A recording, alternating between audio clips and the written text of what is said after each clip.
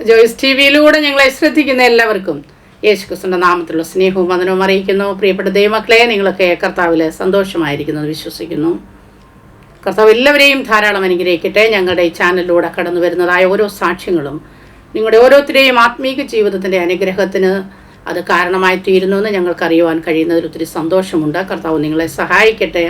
നിങ്ങൾക്ക് ആർക്കെങ്കിലും നിങ്ങളുടേതായ സാക്ഷ്യങ്ങൾ ഞങ്ങളുടെ ചാനലിലൂടെ ഷെയർ ചെയ്യാൻ ആഗ്രഹമുണ്ടെങ്കിൽ ഞങ്ങളുടെ സ്ക്രീനിൽ കാണുന്നതായ ഈ നമ്പറിൽ ഞങ്ങളെ കോൺടാക്റ്റ് ചെയ്യാവുന്നതാണ്. ഇന്ന് നാം കേൾക്കാൻ പോകുന്നത് ഒരു അനുഗ്രഹിക്കപ്പെട്ടതായ സാക്ഷ്യമാണ്. അത് നിങ്ങളുടെ ജീവിതത്തിൽ കർത്താവിനോട് നിങ്ങളെ അടുപ്പിക്കുന്നൊരു മുഖാന്തരമായി തീരുമെന്ന് ഞാൻ പൂർണ്ണമായി കർത്താവിൽ വിശ്വസിക്കുന്നു. നിങ്ങൾ അതിയോട് അന്ധമത ക്ഷമയോടെ കേട്ടാൽ നിങ്ങൾക്കത് അനുഗ്രഹമായി തീരും. കർത്താവ് സഹായിക്കട്ടെ. കർത്താവിൻ്റെ ദാസിയെ ജീവിതത്തിൻ്റെ അനുഭവം ഷെയർ ചെയ്യേണ്ടതിന് ജോയ്സ് ടി വിയിലേക്ക് ഞങ്ങൾ ഹാർദവുമായി സ്വാഗതം ചെയ്യുന്നു. ആമേൻ. Praise Lord. സിസ്റ്റർ എന്തുണ്ട്? സന്തോഷമായിട്ടിരിക്കുന്നു. ഓക്കെ, കർത്താവ് സഹായിക്കട്ടെ. പിന്നെ ഇപ്പം നമ്മളപ്പോൾ എവിടുന്നാ ജോയിൻ ചെയ്തിരിക്കുന്നത്? ഡൽഹിയിൽ നിന്നാണ് ജോയിൻ ചെയ്തിരിക്കുന്നത്. Okay okay. വീട്ടിലെ ആരൊക്കെ ഉണ്ട്? വീട്ടില് മോനുണ്ട്. മോനോടൊപ്പമാണ് ഞാൻ ഡൽഹിയിലായിരിക്കുന്നത്. മോന് MPS ഡോക്ടറാണ്, ജോലി ചെയ്യുന്നു പ്രൈവറ്റ് ആയിട്ട്. മോളുണ്ട്. മോളും ഡൽഹിയിൽ IPCയുടെ വർക്ക് ചെയ്യുന്നു. ഹസ്ബൻഡ് മരിച്ചുപോയി. കർത്താവിന്റെ സന്നിധിയിൽ വിശ്രമിക്കുന്നു. Okay okay. കർത്താവ് സഹായിക്കട്ടെ. ജീവിതത്തിൽ ഒത്തിരി കടന്നുപോയതായ വഴികളുണ്ടെന്ന് ഞാൻ മനസ്സിലാക്കുന്നു. അതൊക്കെ ഷെയർ ചെയ്യുന്നതിന് മുന്നമേ തന്നെ നമുക്ക് ദൈവസന്നിധിയിൽ ഒന്ന് പ്രാർത്ഥിക്കാം. ഹല്ലേലൂയ. സ്തോത്രം സ്തോത്രം. പരിശുദ്ധ കർത്താവേ, നന്ദി നിറഞ്ഞ ഹൃദയത്തോടെ ഞങ്ങളങ്ങേ വാഴ്ത്തുന്നു, സ്തുതിക്കുന്നു, സ്തോത്രം ചെയ്യുന്നു. അപ്പ അങ്ങയുടെ സാന്നിധ്യം ഞങ്ങളോട് കൂടെ ഇരിക്കുന്നതിനാൽ നന്ദി കർത്താവേ. ഞങ്ങളുടെ ദാസ്യ ദൈവങ്ങളിൽ ഏൽപ്പിച്ച് പ്രാർത്ഥിക്കുന്നു കർത്താവ്. ഹല്ലേലൂയ. കർത്താവ് നടത്തിയ വിധങ്ങളും വഴികളും ഒക്കെ കേൾക്കുവാൻ കർത്താവ് അത് വലിയൊരു അനുഗ്രഹമായി തീരുവാൻ കേൾവിക്കാരിൽ ഹല്ലേലൂയ കർത്താവിൻ്റെ നാമത്തിലേക്കുള്ള ഹല്ലേലൂയ ഒരു അടുപ്പമുണ്ടാകുവാൻ കർത്താവേ ഹല്ലേലൂയ അങ്ങാരാണെന്ന് മനസ്സിലാക്കുവാൻ ഞങ്ങളുടെ സ്നേഹം രുചിച്ചറിയുവാൻ ഈ സാക്ഷ്യത്തിലൂടെ പരിശുദ്ധാത്മാവ് സഹായിക്കണമേ. നിങ്ങളുടെ ദാസ്യ ദൈവം ബലപ്പെടുത്തണമേ. നാവോടും വായോടും അങ്ങ് കൂടെ ഇരുന്നാട്ട് നിങ്ങളുടെ കാര്യങ്ങളിൽ ഞങ്ങളെ ഏൽപ്പിക്കുന്നു യേശു ക്രിസ്തുവിൻ്റെ നാമത്തിൽ തന്നെ. ആമേൻ. ഹല്ലേലൂയ. ആമേൻ ആമേൻ. സിസ്റ്റേ, ഞാൻ സിസ്റ്ററിനെ ഇനിയുള്ള സമയം ദേവദാസിക്ക് നൽകി തരികയാണ്. Okay, thank you സിസ്റ്റേ.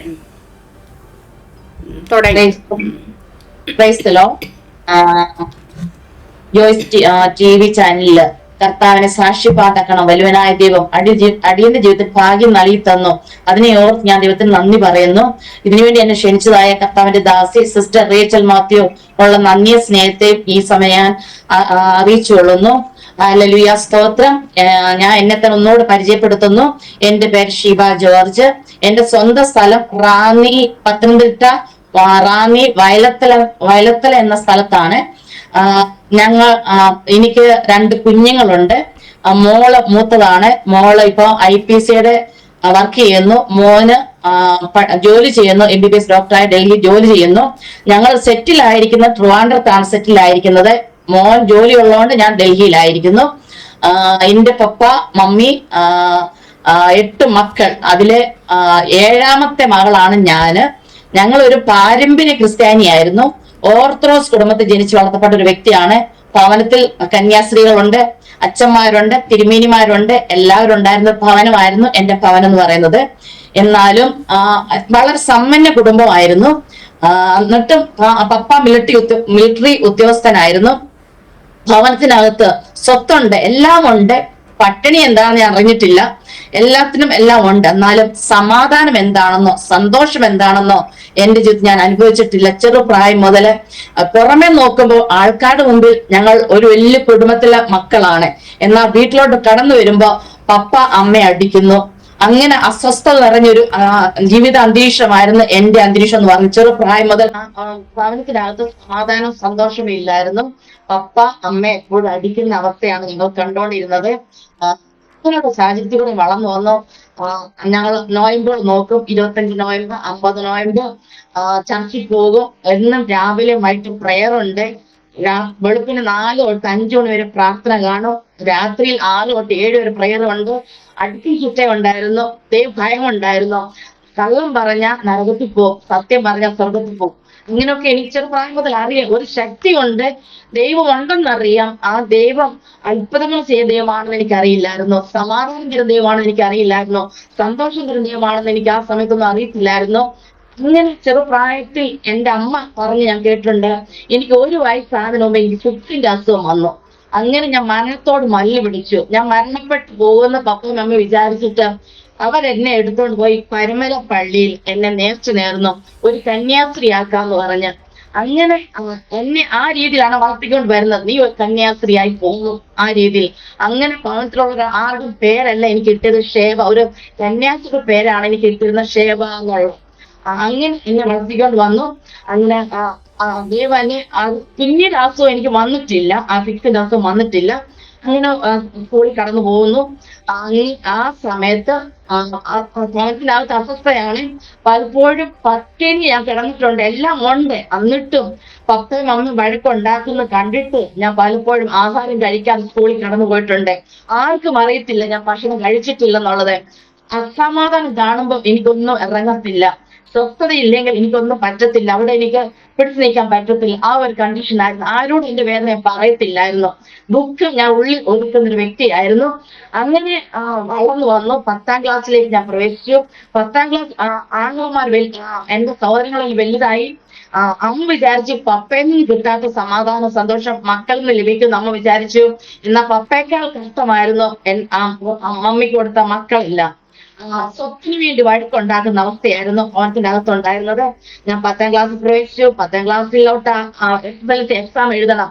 ആ സമയത്ത് എൻ്റെ ഒരു ആങ്ങള എന്നെ വെറുതെ ഞാൻ പഠിക്കാനിരിക്കുമ്പോ എന്റെ തലയിൽ കല്ലെറിയുക, എന്റെ പുസ്തകം വലിച്ചു കീറുക, അങ്ങനെ പല രീതിയിൽ എന്നെ ഉപദ്രവിക്കാൻ തുടങ്ങി.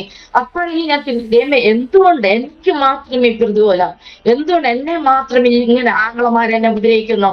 എന്നാൽ ഞങ്ങൾ 4 ആണ് 4 പെണ്ണാണ്. മറ്റുള്ള സഹോദരിമാരുടെ ജീവിതത്തിൽ ഇതൊന്നും വരുന്നില്ല, എന്നോട് മാത്രം എന്താണെന്ന് എനിക്ക് അറിയില്ല പ്രിയമുള്ളവരെ. അങ്ങനെ SSLC പരീക്ഷ എഴുതിക്കത്തില്ലെന്ന് പറഞ്ഞ് ആങ്ങളെ വെല്ലുവിളിച്ചു. ഞാൻ പരീക്ഷ എഴുതിയ എന്റെ കൈയും കാലും മുട്ടും ഒടിച്ചിടുമെന്ന് ആങ്ങളെ പറഞ്ഞു. ഈ അമ്മ പറഞ്ഞു, മോളെ നീ ഈ വർഷം പരീക്ഷ എഴുതണ്ടെന്ന് പറഞ്ഞു. ഞാൻ പറഞ്ഞില്ല, എനിക്ക് എഴുതണം, ഞാൻ തോക്കാൻ ഞാൻ പഠിച്ചു വന്ന ഒരു വ്യക്തിയാണ്, എനിക്ക് പഠിച്ചേ പറ്റൂ, എനിക്ക് പരീക്ഷ എഴുതിയേ പറ്റുള്ളൂ എന്ന് എന്റെ മമ്മിയോട് ഞാൻ പറഞ്ഞു. മമ്മി പറഞ്ഞു, എന്നാ ഞങ്ങളുടെ സ്കൂളിൽ കടന്ന് പോയി പറഞ്ഞു. ഹെഡ് മാസ്റ്റർ പറഞ്ഞു, ശിവ പഠിക്കുന്ന ഒരു കുട്ടിയാണല്ലോ, എന്റെ വീട്ടിൽ നിൽക്കട്ടെന്ന് പറഞ്ഞു. എനിക്ക് ഹെഡ് മാസ്റ്റർ ഭയങ്കര പേടിയാണ്. ഇംഗ്ലീഷ് പഠിപ്പിക്കുന്ന അധ്യാപകനാണ്, ഹെഡ് മാസ്റ്റർ വൈഫ് എന്നാണ്, ഹിസ്റ്ററി പഠിപ്പിക്കുന്നതാണ്. ഇംഗ്ലീഷ് എന്ന് പറയുമ്പോൾ ഏറ്റവും പേടിയുള്ള സബ്ജക്റ്റ് ആയിരുന്നു. ഞാൻ മമ്മി പറഞ്ഞില്ല, ഞാൻ ഹെഡ് മാസ്റ്റർ വീട്ടിൽ നിൽക്കത്തില്ല. അങ്ങനെ എൻ്റെ ഒരു കൂട്ടുകാരുടെ വീട്ടിൽ ഞാൻ സ്കൂളിനടുത്ത് നിന്നു. എന്റെ മമ്മിക്കും പപ്പയ്ക്കും മാത്രം അറിയാം ഞാൻ എവിടെ നിൽക്കുന്നുള്ളത്, ആങ്ങളയ്ക്കൊന്നും അറിയത്തില്ല. 6 ദിവസം പോയി പരീക്ഷ എഴുതി. എന്ത് എഴുതിയോ എന്ത് പഠിച്ചു എനിക്കൊന്നും അറിയില്ല. എല്ലാരും കോപ്പി അടിക്കുന്നുണ്ട്, ഓരോരുത്തർ കണ്ടെഴുതുന്നുണ്ട്. എനിക്കതൊന്നും എന്നെ കൊണ്ട് പറ്റത്തില്ല. ഞാൻ എന്തോ പോയി എക്സാം എഴുതി, അത് മാത്രം എനിക്കറിയാം. വീണ്ടും എനിക്ക് ഭവനത്തിൽ നിൽക്കാൻ പറ്റാത്ത അവസ്ഥയായിരുന്നു. എന്റെ ആങ്ങൾ എനിക്ക് കൊല്ലണം, എന്നെ കൊല്ലണം എന്ന് പറഞ്ഞുകൊണ്ട് നിൽക്കുന്നൊരു കണ്ടീഷനിലായിരുന്നു. പിന്നെ ഞാൻ കുറെ നാൾ അമ്മാച്ചിന്റെ വീട്ടിൽ പോയി നിന്നു. പിന്നീട് ഞാൻ വീടിനടുത്ത് തന്നെ ഒരു മർത്തോമേല് എൻ്റെ ഒരു കൂട്ടുകാരുടെ വീട്ടിൽ 3 ദിവസത്തെ ഫാസ്റ്റിംഗ് പ്രേയർ ആ ഭവനക്കാർ ക്രമീകരിച്ചു. ഞാനും പോയി സംബന്ധിച്ചു. എന്ന് പറഞ്ഞാൽ എന്റെ രീതിയിൽ എപ്പോഴും വേദനയാണ്, സന്തോഷം എനിക്ക് അനുഭവിക്കുന്നില്ല, കഷ്ടത. എന്നെ വെറുതെ എല്ലാരും എന്നെ ഉപദ്രവിക്കുക, ആര് വഴക്കുണ്ടാക്കിയാലും എനിക്കാണ് അടി കൊള്ളുന്നത്.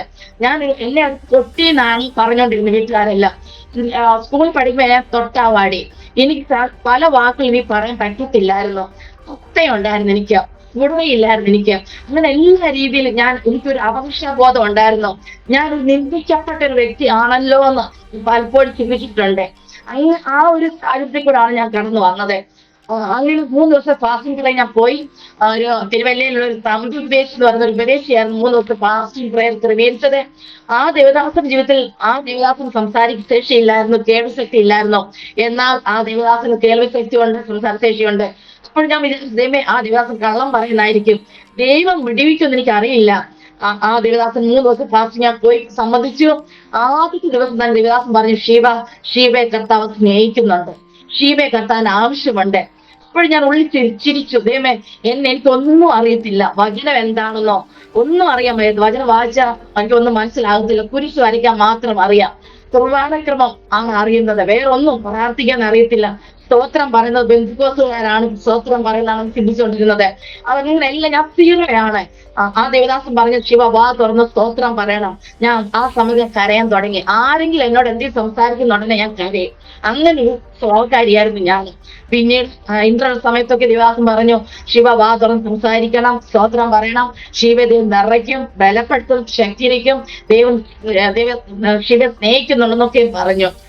എനിക്ക് പിന്നെ അടുത്ത സെഷനിലായപ്പോഴത്തേക്ക് എനിക്ക് കണ്ണടച്ചിരിക്കും വലിയ പ്രകാശം ഞാൻ കാണുന്നു, ഞാൻ കുരിച്ച് കാണുന്നുണ്ട്, അതുപോലെ മുൾപ്പടർപ്പ് ഞാൻ കണ്ടു. അന്നൊന്നും എനിക്ക് അറിയത്തില്ല മോശ കണ്ട് മുൾപ്പടർപ്പാണെന്ന് എനിക്കറിയില്ല, എന്താണെന്ന് പോലും എനിക്ക് ഉപയോഗിക്കാൻ അറിയത്തില്ല. ഇതെല്ലാം ഞാൻ കാണുന്നുണ്ട്. കണ്ണു നോക്കുമ്പോൾ ഞാൻ കാണുന്നില്ല, കണ്ണടയ്ക്കും ഇതൊക്കെ ഞാൻ കാണുന്നു. അവസാന ദിവസം ദേവദാസൻ പറഞ്ഞു, എന്റെ അടുത്തൊന്ന് മാറുന്നില്ല, ഞാൻ എന്റെ ശരീരം എല്ലാം ഇങ്ങനെ വിറയ്ക്കാണ്, പരിസരമാവന്റെ സാന്നിധ്യമാണെന്ന് എനിക്ക് അറിയില്ല. ഞാൻ വിചാരിച്ചെന്താ എന്റെ പിശാച് ബാധിച്ചു, പിശാചായിരിക്കാം ഇങ്ങനത്തുള്ളത്. ഞാൻ എല്ലാവരും ചുമ്മാ കണ്ണു തുറന്ന് നോക്കിയപ്പോ ആരും അങ്ങനെ ആകുന്നില്ല. എന്നാ ദേവദാസൻ എന്റെ മുമ്പിൽ നിൽപ്പുണ്ട്. ദേവദാസൻ പറഞ്ഞു വിട്ടുകൊടുത്ത് ആരാധിക്കാൻ പറഞ്ഞു, സ്തോത്രം പറയാൻ പറഞ്ഞു, ദൈവം തന്നെ നിറയ്ക്കുന്നു പറഞ്ഞു. അങ്ങനെ ആ അറിവില്ലായ്മയുടെ കാലത്ത് ദൈവം എന്നെ ആത്മാവിനെ ദൈവം എന്നെ നിറച്ചു. ഇന്ന് ഞാൻ ചിന്തിക്കുന്ന പ്രിയങ്ങളെ, എന്റെ ജീവിതത്തിൽ അനുഭവിച്ച വേദന, കഷ്ടത, പ്രതികൂലം എന്റെ അപ്പനറിയാമായിരുന്നു. ദൈവത്തിന്റെ കൃപയില്ലാതെ, ദൈവത്തിന്റെ ശക്തി ഇല്ലാതെ എനിക്ക് ഒരു സ്റ്റെപ്പ് പോലും വെക്കാൻ കഴിയത്തില്ലെന്ന്. അതുകൊണ്ട് അമ്മയുടെ കുതിരത്തിൽ ഒഴിവാകുന്നതിന് മുമ്പേ കർത്താവ് എന്നെ കണ്ടിരുന്നു, എന്നെ സ്നേഹിച്ചിരുന്നു. അതുകൊണ്ട് മാത്രമാണ് ദൈവത്തിന്റെ ആത്മാവിനെ ദൈവം എന്നെ നിറച്ചത്. പലരും പറഞ്ഞാൽ കേട്ടിട്ടുണ്ട്, സ്നാനത്തിന് ശേഷമേ അഭിഷേകം ലഭിക്കത്തുള്ളൂ. ഇല്ല, എനിക്ക് സ്നാനപ്പെട്ടില്ല, ഒന്നും ചെയ്യാതെ തന്നെ ആ സമയത്താണ് ഞാൻ കർത്താവിനെ സ്വന്തം രക്ഷിതാവായി സ്വീകരിച്ചത്. കർത്താവിന്റെ ദാസൻ പറഞ്ഞു സ്വന്തം രക്ഷിതാവായി സ്വീകരിക്കാമെന്ന് പറഞ്ഞു. അങ്ങനെ ഞാൻ സ്വീകരിച്ചു. അതിനുശേഷം ഹല്ലേലൂയ എന്റെ റിസൾട്ട് വന്നപ്പോ എനിക്ക് നല്ല വിജയം നൽകി തന്നു. മാസ്റ്റർക്ക് വരെ വളരെ അതിശയമായിരുന്നു, ഞങ്ങളുടെ ദേശത്തിന് വലിയൊരു അതിശയമായിരുന്നു. പ്രിയമുള്ളവരെ, അതെ നമ്മുടെ ദൈവം ആരാണ്? ഹല്ലേലൂയ സർവശക്തിമാനാണ്. ഹല്ലേലൂയ നമ്മുടെ അവസ്ഥയെ കൂടി ഇറങ്ങി വന്ന നമ്മോടൊപ്പം ഇരുന്ന് നമുക്ക് വേണ്ടി അത്ഭുതം ചെയ്യുന്ന ദൈവമാണ് എന്റെ നിങ്ങളുടെ ദൈവം. ഹല്ലേലൂയ സ്തോത്രം, ഹല്ലേലൂയ സ്തോത്രം. ഞാൻ പഠിക്കാതാണ് ഞാൻ ജയിച്ചത്. എനിക്ക് എന്നെ അറിയില്ല, അത്രത്തോളം കർത്താവ് എന്നെ സ്നേഹിക്കാൻ ഞാൻ എന്തുള്ളൂ. ഞാൻ പലപ്പോഴും ഡോക്ടർ ചോദിച്ചിട്ടുണ്ട്, ദൈവമേ ഞാൻ എന്തുള്ളൂ, ഞാൻ ഒന്നുമല്ല, ഞാൻ സീറോയാണ്, എന്നെ ആർക്കും വേണ്ട, എന്നെ എല്ലാം തള്ളിക്കളഞ്ഞ് കിടക്കുന്ന അവസ്ഥയിൽ കർത്താവ് എന്നെ സ്നേഹിച്ചു. ആ സ്നേഹം ഓർക്കുമ്പോ ഇന്നും എന്റെ അപ്പൻ എനിക്ക് മതി, വേറെ ആരുമില്ലെങ്കിൽ എന്റെ അപ്പന് വേണ്ടി എനിക്ക് അന്ത്യം വരെ നിൽക്കണം, അങ്ങനെ ചിന്ത എന്റെ ഇതിൽ ഉണ്ടായിരുന്നു വളരെ. അതിനുശേഷം എനിക്ക് പഠിക്കണമെന്ന് ആഗ്രഹം ഉണ്ടായിരുന്നു. ഞാൻ UP കടന്നുപോയി. എന്റെ മൂത്ത ആങ്ങളെ UP ടൈപ്പിസ്റ്റ് ജോലി ചെയ്യുകയായിരുന്നു. നാത്തൂനും അവിടുത്തെ ജോലി ഗവൺമെന്റ് ഉദ്യോഗസ്ഥരായിരുന്നു. എന്നെ പോയി, എന്നാൽ എന്നെ പഠിപ്പിച്ചൊന്നുമില്ല, പഠിപ്പിക്കാന്ന് പറഞ്ഞ് എന്നെ കൊണ്ടുപോയത്, എന്നാൽ എന്നെ പഠിപ്പിച്ചില്ല. കുഞ്ഞുങ്ങളെ ഞാൻ വളർത്തി. അതിനുശേഷം വീണ്ടും അവിടെ എന്റെ ആങ്ങളെ ആയാലും, ആങ്ങളിപ്പം മരിച്ചുപോയി, 2-3 വർഷമായി. എന്ത് പ്രശ്നം വന്നാലും, കുഞ്ഞുങ്ങൾ പ്രസവം ചെയ്താലും എന്നെയാണ് അടിക്കുന്ന ആങ്ങൾ. പപ്പാടെ അതേ സ്വഭാവം ആങ്ങളുടെ ജീവിതത്തിൽ. എന്ത് ബെൽറ്റോടി അടിക്കുകയും, എന്തെങ്കിലും ആങ്ങളേക്ക് ദേഷ്യം വന്ന, നാത്തിനോട് എന്ത് പ്രശ്നം വന്ന എന്നെ വെളി നിർത്തുകയും. അന്ന് ചെറുപ്പമാണ്, 15-16 വയസ്സേ ഉള്ളൂ. അപ്പനെ പോലെ എന്നെ സ്നേഹിക്കേണ്ട ആങ്ങളെ പലപ്പോഴും ആങ്ങളിൽ നിന്ന് ഒത്തിരി ഉപദ്രവം സഹിച്ചിട്ടുണ്ട്, വേദന സഹിച്ചിട്ടുണ്ട്. ആ സമയത്തൊക്കെ ഞാൻ അദ്ദേഹത്തോട് പറഞ്ഞു, ദൈവമേ ഞാൻ എന്തിനു ജനിച്ചു, ഇതിനൊക്കെ അത് ജനിക്കാതിരിക്കുകയാണല്ലോ. ഹല്ലേലൂയ സ്തോത്രം. അങ്ങനെ ഞാൻ ആ സമയത്ത് ഞാൻ അവിടെ എന്റെ അമ്മയോട് ഞാൻ കത്തെഴുതി. അമ്മ പറഞ്ഞു, പിന്നീട് എന്റെ രണ്ടാമത്തെ ആങ്ങളെയാണ് കർണാടകയിലുണ്ട്. ആ കർണാടകയിൽ ഞാൻ PUC പഠിക്കുവാൻ വേണ്ടി കടന്നു വന്നു. അങ്ങനെ ഞാൻ അവിടെ PUC പഠിക്കേണ്ട സമയത്ത് എനിക്ക് അസുഖം കടന്നു വന്നു. രാത്രി എനിക്ക് ഉറങ്ങാൻ പറ്റുന്നില്ല, പനി, ചുമ. പല മരുന്ന് എടുത്തു, പല ട്രീറ്റ്മെന്റ് ചെയ്തു. പനിക്കും ചുമയ്ക്കും വ്യത്യാസം വരുന്നില്ല. ഹോസ്റ്റലാണ്, മറ്റുള്ള കുഞ്ഞുങ്ങൾക്ക് ഉറങ്ങാൻ പറ്റുന്നില്ല.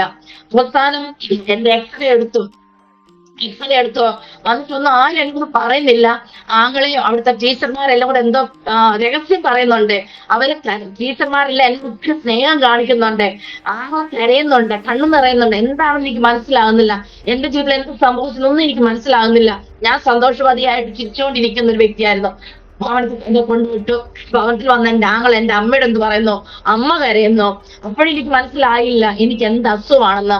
പിന്നീട് ട്രിവാൻഡ്രത്തെ പുല്ലനാർ കോട്ട എന്ന ഹോസ്പിറ്റലിൽ എന്നെ അഡ്മിറ്റ് ചെയ്തു. എനിക്ക് ക്ഷയരോഗമാണ്, TBയുടെ അസുഖമാണ്. 9 മാസം ഹോസ്പിറ്റലിൽ കിടക്കണം, 90 ഇഞ്ചക്ഷൻ. അപ്പൊ ഞാൻ പിന്നീട് ഞാൻ വേദനിക്കാൻ തുടങ്ങി പ്രിയമുള്ളവരെ. ഹല്ലേലൂയ, സ്തോത്രം. ദൈവമേ, എന്റെ ജീവിതത്തിൽ കഷ്ടത മാത്രമുള്ളൂ, വേദന മാത്രമുള്ളൂ, എന്റെ ജീവിതത്തിൽ സന്തോഷം ദൈവം വെച്ചിട്ടില്ല എന്ന് ഞാൻ ചിന്തിക്കാൻ തുടങ്ങി. ആരോട് ഞാൻ ഷെയർ ചെയ്യാറില്ല. എന്റെ ഉള്ളിലാണ് ഇതൊക്കെ ഞാൻ ചിന്തിക്കുന്ന ഒരു വ്യക്തിയായിരുന്നു പ്രിയമുള്ളവരെ. അങ്ങനെ ഞാൻ അഡ്മിറ്റ് ചെയ്തു. 90 ഇഞ്ചക്ഷൻ എടുത്തു. 2 കൈയിലാണ് ഇഞ്ചക്ഷൻ എടുക്കുന്നത്. നീര് വെച്ചിരിക്കും, അതിന് മേൽ പിന്നെ ഇഞ്ചക്ഷൻ എടുക്കും. വേദനത്തിൽ സഹിച്ചു. എന്റെ പപ്പയും മമ്മിയും എന്നെ അഡ്മിറ്റ് ചെയ്തു. പിന്നെ വല്ലപ്പോഴും എന്റെ വീട്ടിൽ നിന്ന് ആരെങ്കിലും എന്നെ കാണാൻ വരത്തുള്ളായിരുന്നു. അങ്ങനെ ആരും എന്നെ കാണുവാൻ വരത്തില്ലായിരുന്നു. ഞാൻ അപ്പോൾ വിചാരിച്ചു, ദൈവമേ, എല്ലാവരും എന്നെ ഉപേക്ഷിച്ചോ, എല്ലാവരും എന്നെ തള്ളിക്കളഞ്ഞോ, എനിക്ക് എന്നെ കരുതോ, എന്നെ കാണുവാൻ വരാൻ ആരുമില്ലയോ. അപ്പൊ ഹോസ്പിറ്റലിൽ കിടക്കുന്ന പല കുഞ്ഞുങ്ങളുടെയും പേരൻസ് വരുന്നുണ്ട്, ആങ്ങളമാർ വരുന്നുണ്ട്, അവർക്ക് ഇഷ്ടമുള്ള ഫുഡ് കൊടുക്കുന്നുണ്ട്, എല്ലാം കൊടുക്കുന്നുണ്ട്. അവർ സന്തോഷവതികളാണ്. ഞാനൊരു വീട്ടിൽ തന്നെ കിടക്കും. എന്നെ തന്നെ ഞാൻ വെറുക്കുവാൻ തുടങ്ങി. എന്നെ തന്നെ എന്റെ മുമ്പിൽ അനേകം മരിച്ചു പോകുന്നു. എന്റെ പ്രായമുള്ളവർ, എന്നെക്കാൾ പ്രായം കൂടിയവർ മരിച്ചു പോകുന്നു. അങ്ങനെ പലരും 9 മാസം കിടക്കുന്നു, 5 വർഷം, അങ്ങനെ വർഷങ്ങളായിട്ട് അവിടെ കിടക്കുന്ന രോഗികളുണ്ട്. ആ സമയത്ത് ഞാൻ വിചാരിച്ചു, ഒന്നും എന്റെ അന്ത്യം ഹോസ്പിറ്റലിൽ വെച്ചായിരിക്കും എന്റെ അന്ത്യം, അല്ലെങ്കിൽ ഞാൻ കെടിരോഗിയായിട്ട് ഹോസ്പിറ്റലിൽ തന്നെ കിടക്കും, വീട്ടുകാർക്കൊന്നും വേണ്ടല്ലോ. അങ്ങനെ ഓർത്ത് ഞാൻ എന്നെ തന്നെ എങ്ങനെ കൊണ്ടുപോവുകയാണ്. ആ സമയത്ത് പല ദേവദാസന്മാർ വാർഡ് സന്ദർശിക്കാൻ കടന്നു വന്നു. വാർഡ് സന്ദർശിക്കുമ്പോൾ എന്റെ അടുത്ത് വരുമ്പോ അവര് പറയും, ഷീബയെ ദൈവം സ്നേഹിക്കുന്നുണ്ട്, ഇതൊരു ബലഹീനത മാത്രമാണ്, ഹല്ലേലൂയ, കർത്താവിന്റെ വേലയ്ക്ക് വേണ്ടി ദൈവം കണ്ടിരിക്കുകയാണെന്ന് പറഞ്ഞു. ആ സമയത്ത് ഞാൻ ചിന്തിച്ചു, ദൈവമേ, ഞാൻ ജനിച്ച മുതൽ എന്റെ ജീവിതത്തിൽ ഒന്ന് മാറി ഒന്നല്ലെങ്കിൽ വേദന മാത്രമേ ഉള്ളൂ. അങ്ങനെ ഇനി എനിക്ക് എവിടാണ് സന്തോഷം, എവിടാണ് വിടുതൽ? അന്നത്തെ എന്റെ ആ ഉച്ച മനസ്സ് ഞാൻ ചിന്തിക്കുകയാണ്. എല്ലാ ദേവദാസന്മാർ അങ്ങനെ പറഞ്ഞു.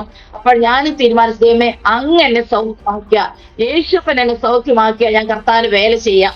അങ്ങനെ അത്ഭുതം എന്ന് പറയട്ടെ, 7 മാസം കഴിഞ്ഞു. 7 മാസം കഴിഞ്ഞിട്ട് എനിക്ക് PUC എക്സാം എനിക്ക് എഴുതണം. എക്സാം സമയത്താണ് എനിക്ക് ഈ അസുഖം വന്നത്. അപ്പോൾ ഡോക്ടർമാർ പറയും, ശിവ പോയി എക്സാം എഴുതിക്കോ. എന്റെ എക്സ്റേ എടുത്തില്ല, ചെക്കപ്പ് ഒന്നും ചെയ്യാതാണ് അവർ പറഞ്ഞു വിടുന്നത്. അപ്പോഴും അവിടെ പറഞ്ഞ രോഗികൾ പറഞ്ഞു, ശിവ, ഇത് അങ്ങ് മാറുന്ന അസുഖമല്ല, എക്സ്റേ എടുത്തില്ലല്ലോ, ചെക്കപ്പ് ചെയ്തില്ലല്ലോ. ഡോക്ടർമാരോട് ഞാൻ പറഞ്ഞപ്പോൾ ഡോക്ടർ പറഞ്ഞ, എന്നാൽ ഷീബയ്ക്ക് വിശ്വാസം ഇല്ലെങ്കിൽ ഭവനത്തിൽ കടന്നുപോയ ശേഷം 1 മാസം കഴിഞ്ഞിട്ട് എക്സ്റേ എടുത്തോണ്ട് വരാൻ പറഞ്ഞു.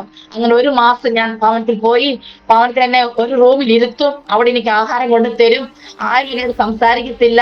വീണ്ടും പഴയ അവസ്ഥ, അടുക്കളയിൽ കയറാൻ സമ്മതിക്കത്തില്ല. എല്ലാവർക്കും പേടി, എന്നോട് സംസാരിച്ച അവർക്ക് ഈ അസുഖം വരുമോ എന്നുള്ള പേടി. ഇപ്പോഴും ഞാൻ ചോദിച്ചു, ദൈവമേ, ഇതിലും ഭേദം ഹോസ്പിറ്റൽ തന്നെയായിരുന്നു, ഇല്ലേ മരണമായിരുന്നു ഇതിലും നല്ലത്. ഞാൻ ഇങ്ങനെ ചിന്തിച്ചു പ്രിയമുള്ളവരെ. ഇങ്ങനെ 1 മാസം കഴിഞ്ഞ് എക്സ്റേ എടുത്തോണ്ട് വന്ന് ഡോക്ടർമാരെ കാണിച്ചപ്പോൾ ഡോക്ടർമാർ പറഞ്ഞു, അസുഖം വന്നായിട്ട് ഒരു ലക്ഷണവും കാണുന്നില്ല, ആരോടും പറയണ്ട, ഇന്ന അസുഖം വന്നതാണെന്ന് അങ്ങനെ പറഞ്ഞു. അപ്പോൾ ഞാൻ തീരുമാനിച്ചേ, അപ്പനാണ് എന്നെ സൗഖ്യമാക്കിയത്, അപ്പന് വേണ്ടി എനിക്ക് നിൽക്കണം, അപ്പന് വേല ചെയ്യണം. ആ ഒരു കത്തുന്ന ഒരു ആഗ്രഹം എന്റെ ഉള്ളിൽ വന്നു. എന്റെ വീട്ടുകാർ അതിന് എതിരാണെന്ന് എനിക്ക് അറിയാം, നല്ലോണം അറിയാം, ആരും സമ്മതിക്കത്തില്ലെന്ന് അറിയാം. എന്നാൽ ഞാൻ വചനം വായിക്കാൻ തുടങ്ങി. എവിടെയെല്ലാം ആരാധനയുണ്ടോ അവിടെ മൊത്തമക്കാട് ആരാധനയ്ക്ക് പോകാൻ തുടങ്ങി. അങ്ങനെ ലവ് ആർമി ക്രൂസൈഡ് എന്ന് പറയുന്ന ഒരു സ്ഥാപനമുണ്ട്. അതിൽ 10 ദിവസത്തെ ക്യാമ്പ് ഉണ്ടായിരുന്നു.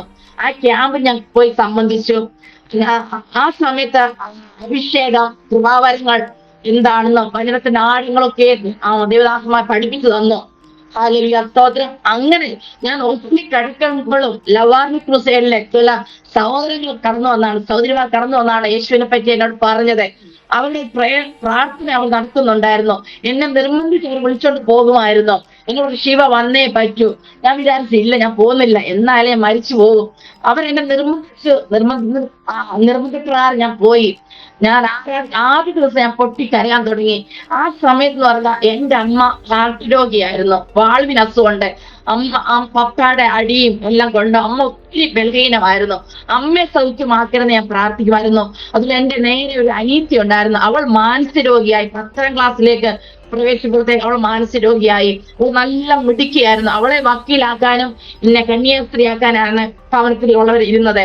അപ്പോൾ ഞാൻ ദൈവമേ, എന്റെ മമ്മിയെ സൗഖ്യമാക്കണമേ, എന്റെ അനിയത്തെ സൗഖ്യമാക്കണമെന്ന് ഞാൻ പ്രാർത്ഥിച്ചത്. എന്നെ സൗഖ്യമാക്കണേ ഞാൻ പ്രാർത്ഥിച്ചില്ല പ്രിയമുള്ളവരെ. എന്നാലും ഞാൻ പ്രാർത്ഥിക്കാതെ തന്നെ ദൈവം എന്നെ വിട്ടുവെച്ചു. ഒരാളെ ഞാൻ പോയിട്ടുള്ളൂ. അതിനുശേഷമാണ് ഡോക്ടർമാരോട് പറഞ്ഞു വീട്ടിൽ പോകാം, പഠിക്കാം, പരീക്ഷ എഴുതാന്നൊക്കെ പറഞ്ഞത്. അങ്ങനെ ദൈവം എന്നെ പൂർണ്ണമായി സൗഖ്യമാക്കി. ട്രെയിനിങ് ക്യാമ്പിനെ പോയി. അങ്ങനെ ഞാൻ അവിടുന്ന് കൃപാവരങ്ങളൊക്കെ പ്രാവശ്യം ഒന്നുകൂടി ബലപ്പെടുവാൻ ദൈവം സഹായിച്ചു. അങ്ങനെ വീണ്ടും അതുപോലെ തന്നെ 3 ദിവസത്തെ ഞാൻ പറഞ്ഞല്ലോ മർത്തമയിലെ ഒരു ഉപദേശം കടന്നു വന്ന് പ്രാർത്ഥിച്ചു 3 ദിവസത്തെ ഫാസ്റ്റിംഗ് പ്രയറില്ല. അപ്പോൾ എനിക്ക് ഒരു ചെവിയുടെ വലത്തെ സൈഡിൽ എനിക്ക് നീര് വരുമായിരുന്നു. മഴ കൊള്ളാൻ പറ്റത്തില്ല, വെയിൽ കൊള്ളാൻ പറ്റത്തില്ല, തണുത്ത് വെള്ളത്തിൽ കുളിക്കാൻ പറ്റത്തില്ല, എനിക്ക് വെയിറ്റ് എടുക്കാൻ പറ്റത്തില്ല. എന്ത് ചെയ്താൽ ഉടനെ ഇവിടെ നീര് വരും. 3-4 ദിവസം അത് കാണും. പനി, എനിക്ക് സ്കൂളിൽ പോകാൻ പറ്റത്തില്ല. അങ്ങനെ ഒരു അസുഖം ഉണ്ടായിരുന്നു. പപ്പ എന്ന് പറയുന്ന വ്യക്തി എന്ത് അസുഖം വന്നാലും പപ്പ തോലെല്ലാം ഏറ്റവും പടത്തി വെച്ചേക്കും. ഒരു ഗ്ലാസ് വെള്ളം എടുത്തിട്ട് ഒരു തോല കരിച്ച് ഞങ്ങൾക്ക് തരും കുടിക്കുവാൻ. അതായിരുന്നു ഞങ്ങളുടെ മെഡിസിൻ എന്ന് പറയുന്നത്. അല്ല ഹോസ്പിറ്റലിൽ ഞങ്ങൾ കൊണ്ടുപോയിട്ടേ ഇല്ല പപ്പ. അങ്ങനെ ഈ അസുഖം വരുമ്പോഴും പപ്പ അങ്ങനെ ചെയ്യും. എന്റെ അസുഖം മാറും, സ്കൂളിൽ പോകും. അങ്ങനെ ആ ദേവദാസ് എന്നോട് പറഞ്ഞു, ഇന്ന അസുഖം ശിവയ്ക്ക് വരുന്നുണ്ടല്ലോ, ഇനി ഒരു പ്രാവശ്യം കൂടെ അസുഖം വരും, പിന്നെ മേലാൽ അസുഖം വരത്തില്ലെന്ന് പറഞ്ഞു. ഞാൻ വിചാരിച്ചു ദേവദാസൻ എങ്ങനെ അറിയാം എന്റെ അസുഖം? ഒരു പ്രാവശ്യം കൊണ്ട് അസുഖം വന്നു, പിന്നീട് എനിക്ക് അസുഖം വന്നിട്ടേ ഇല്ല. നോർത്ത് ഇന്ത്യയിൽ കാലാവസ്ഥ പറയാൻ ചൂട് കാലത്ത് നല്ല ചൂട്, തണുപ്പ് കാലത്ത് നല്ല തണുപ്പ്, വെയിൽ തണുത്ത് വെള്ളം കുടിക്കുന്നു, എല്ലാം ചെയ്യുന്നുണ്ട്. എന്നാൽ ആ അസുഖത്തെ അദ്ദേഹം പൂർണ്ണമായി എടുത്ത് മാറ്റി. ഹല്ലേലൂയ, സ്തോത്രം. അത് ഞാൻ ക്യാമ്പിൽ പങ്കെടുത്തു, വീട്ടിൽ വന്നു. പിന്നെ ഞാൻ UP-യിലേക്ക് കടന്നുപോയി. ഞാൻ ടൈപ്പിംഗ് ഷോർട്ട് ഹാൻഡ് പഠിച്ചു, പിന്നെ കമ്പ്യൂട്ടർ പഠിച്ചു. അതെല്ലാം ഫസ്റ്റ് ക്ലാസ്സോടുകൂടി പാസ്സാകുവാൻ ഇവൻ സഹായിച്ചു. അങ്ങനെ ഞാൻ പിന്നെ UP വന്ന ടൈപ്പിസ്റ്റായി ഞാൻ ജോലി ചെയ്തു. അങ്ങനെ ഇരിക്കുമ്പോ എന്റെ അമ്മ മരിച്ചു.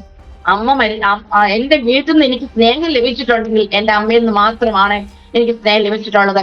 ഞാൻ പലപ്പോഴും ചോദിച്ചു പറയാം, അമ്മ മരിക്കുന്നതിന്റെ അന്ന് ഞാൻ കിണറ്റി ചാടി മരിച്ചു.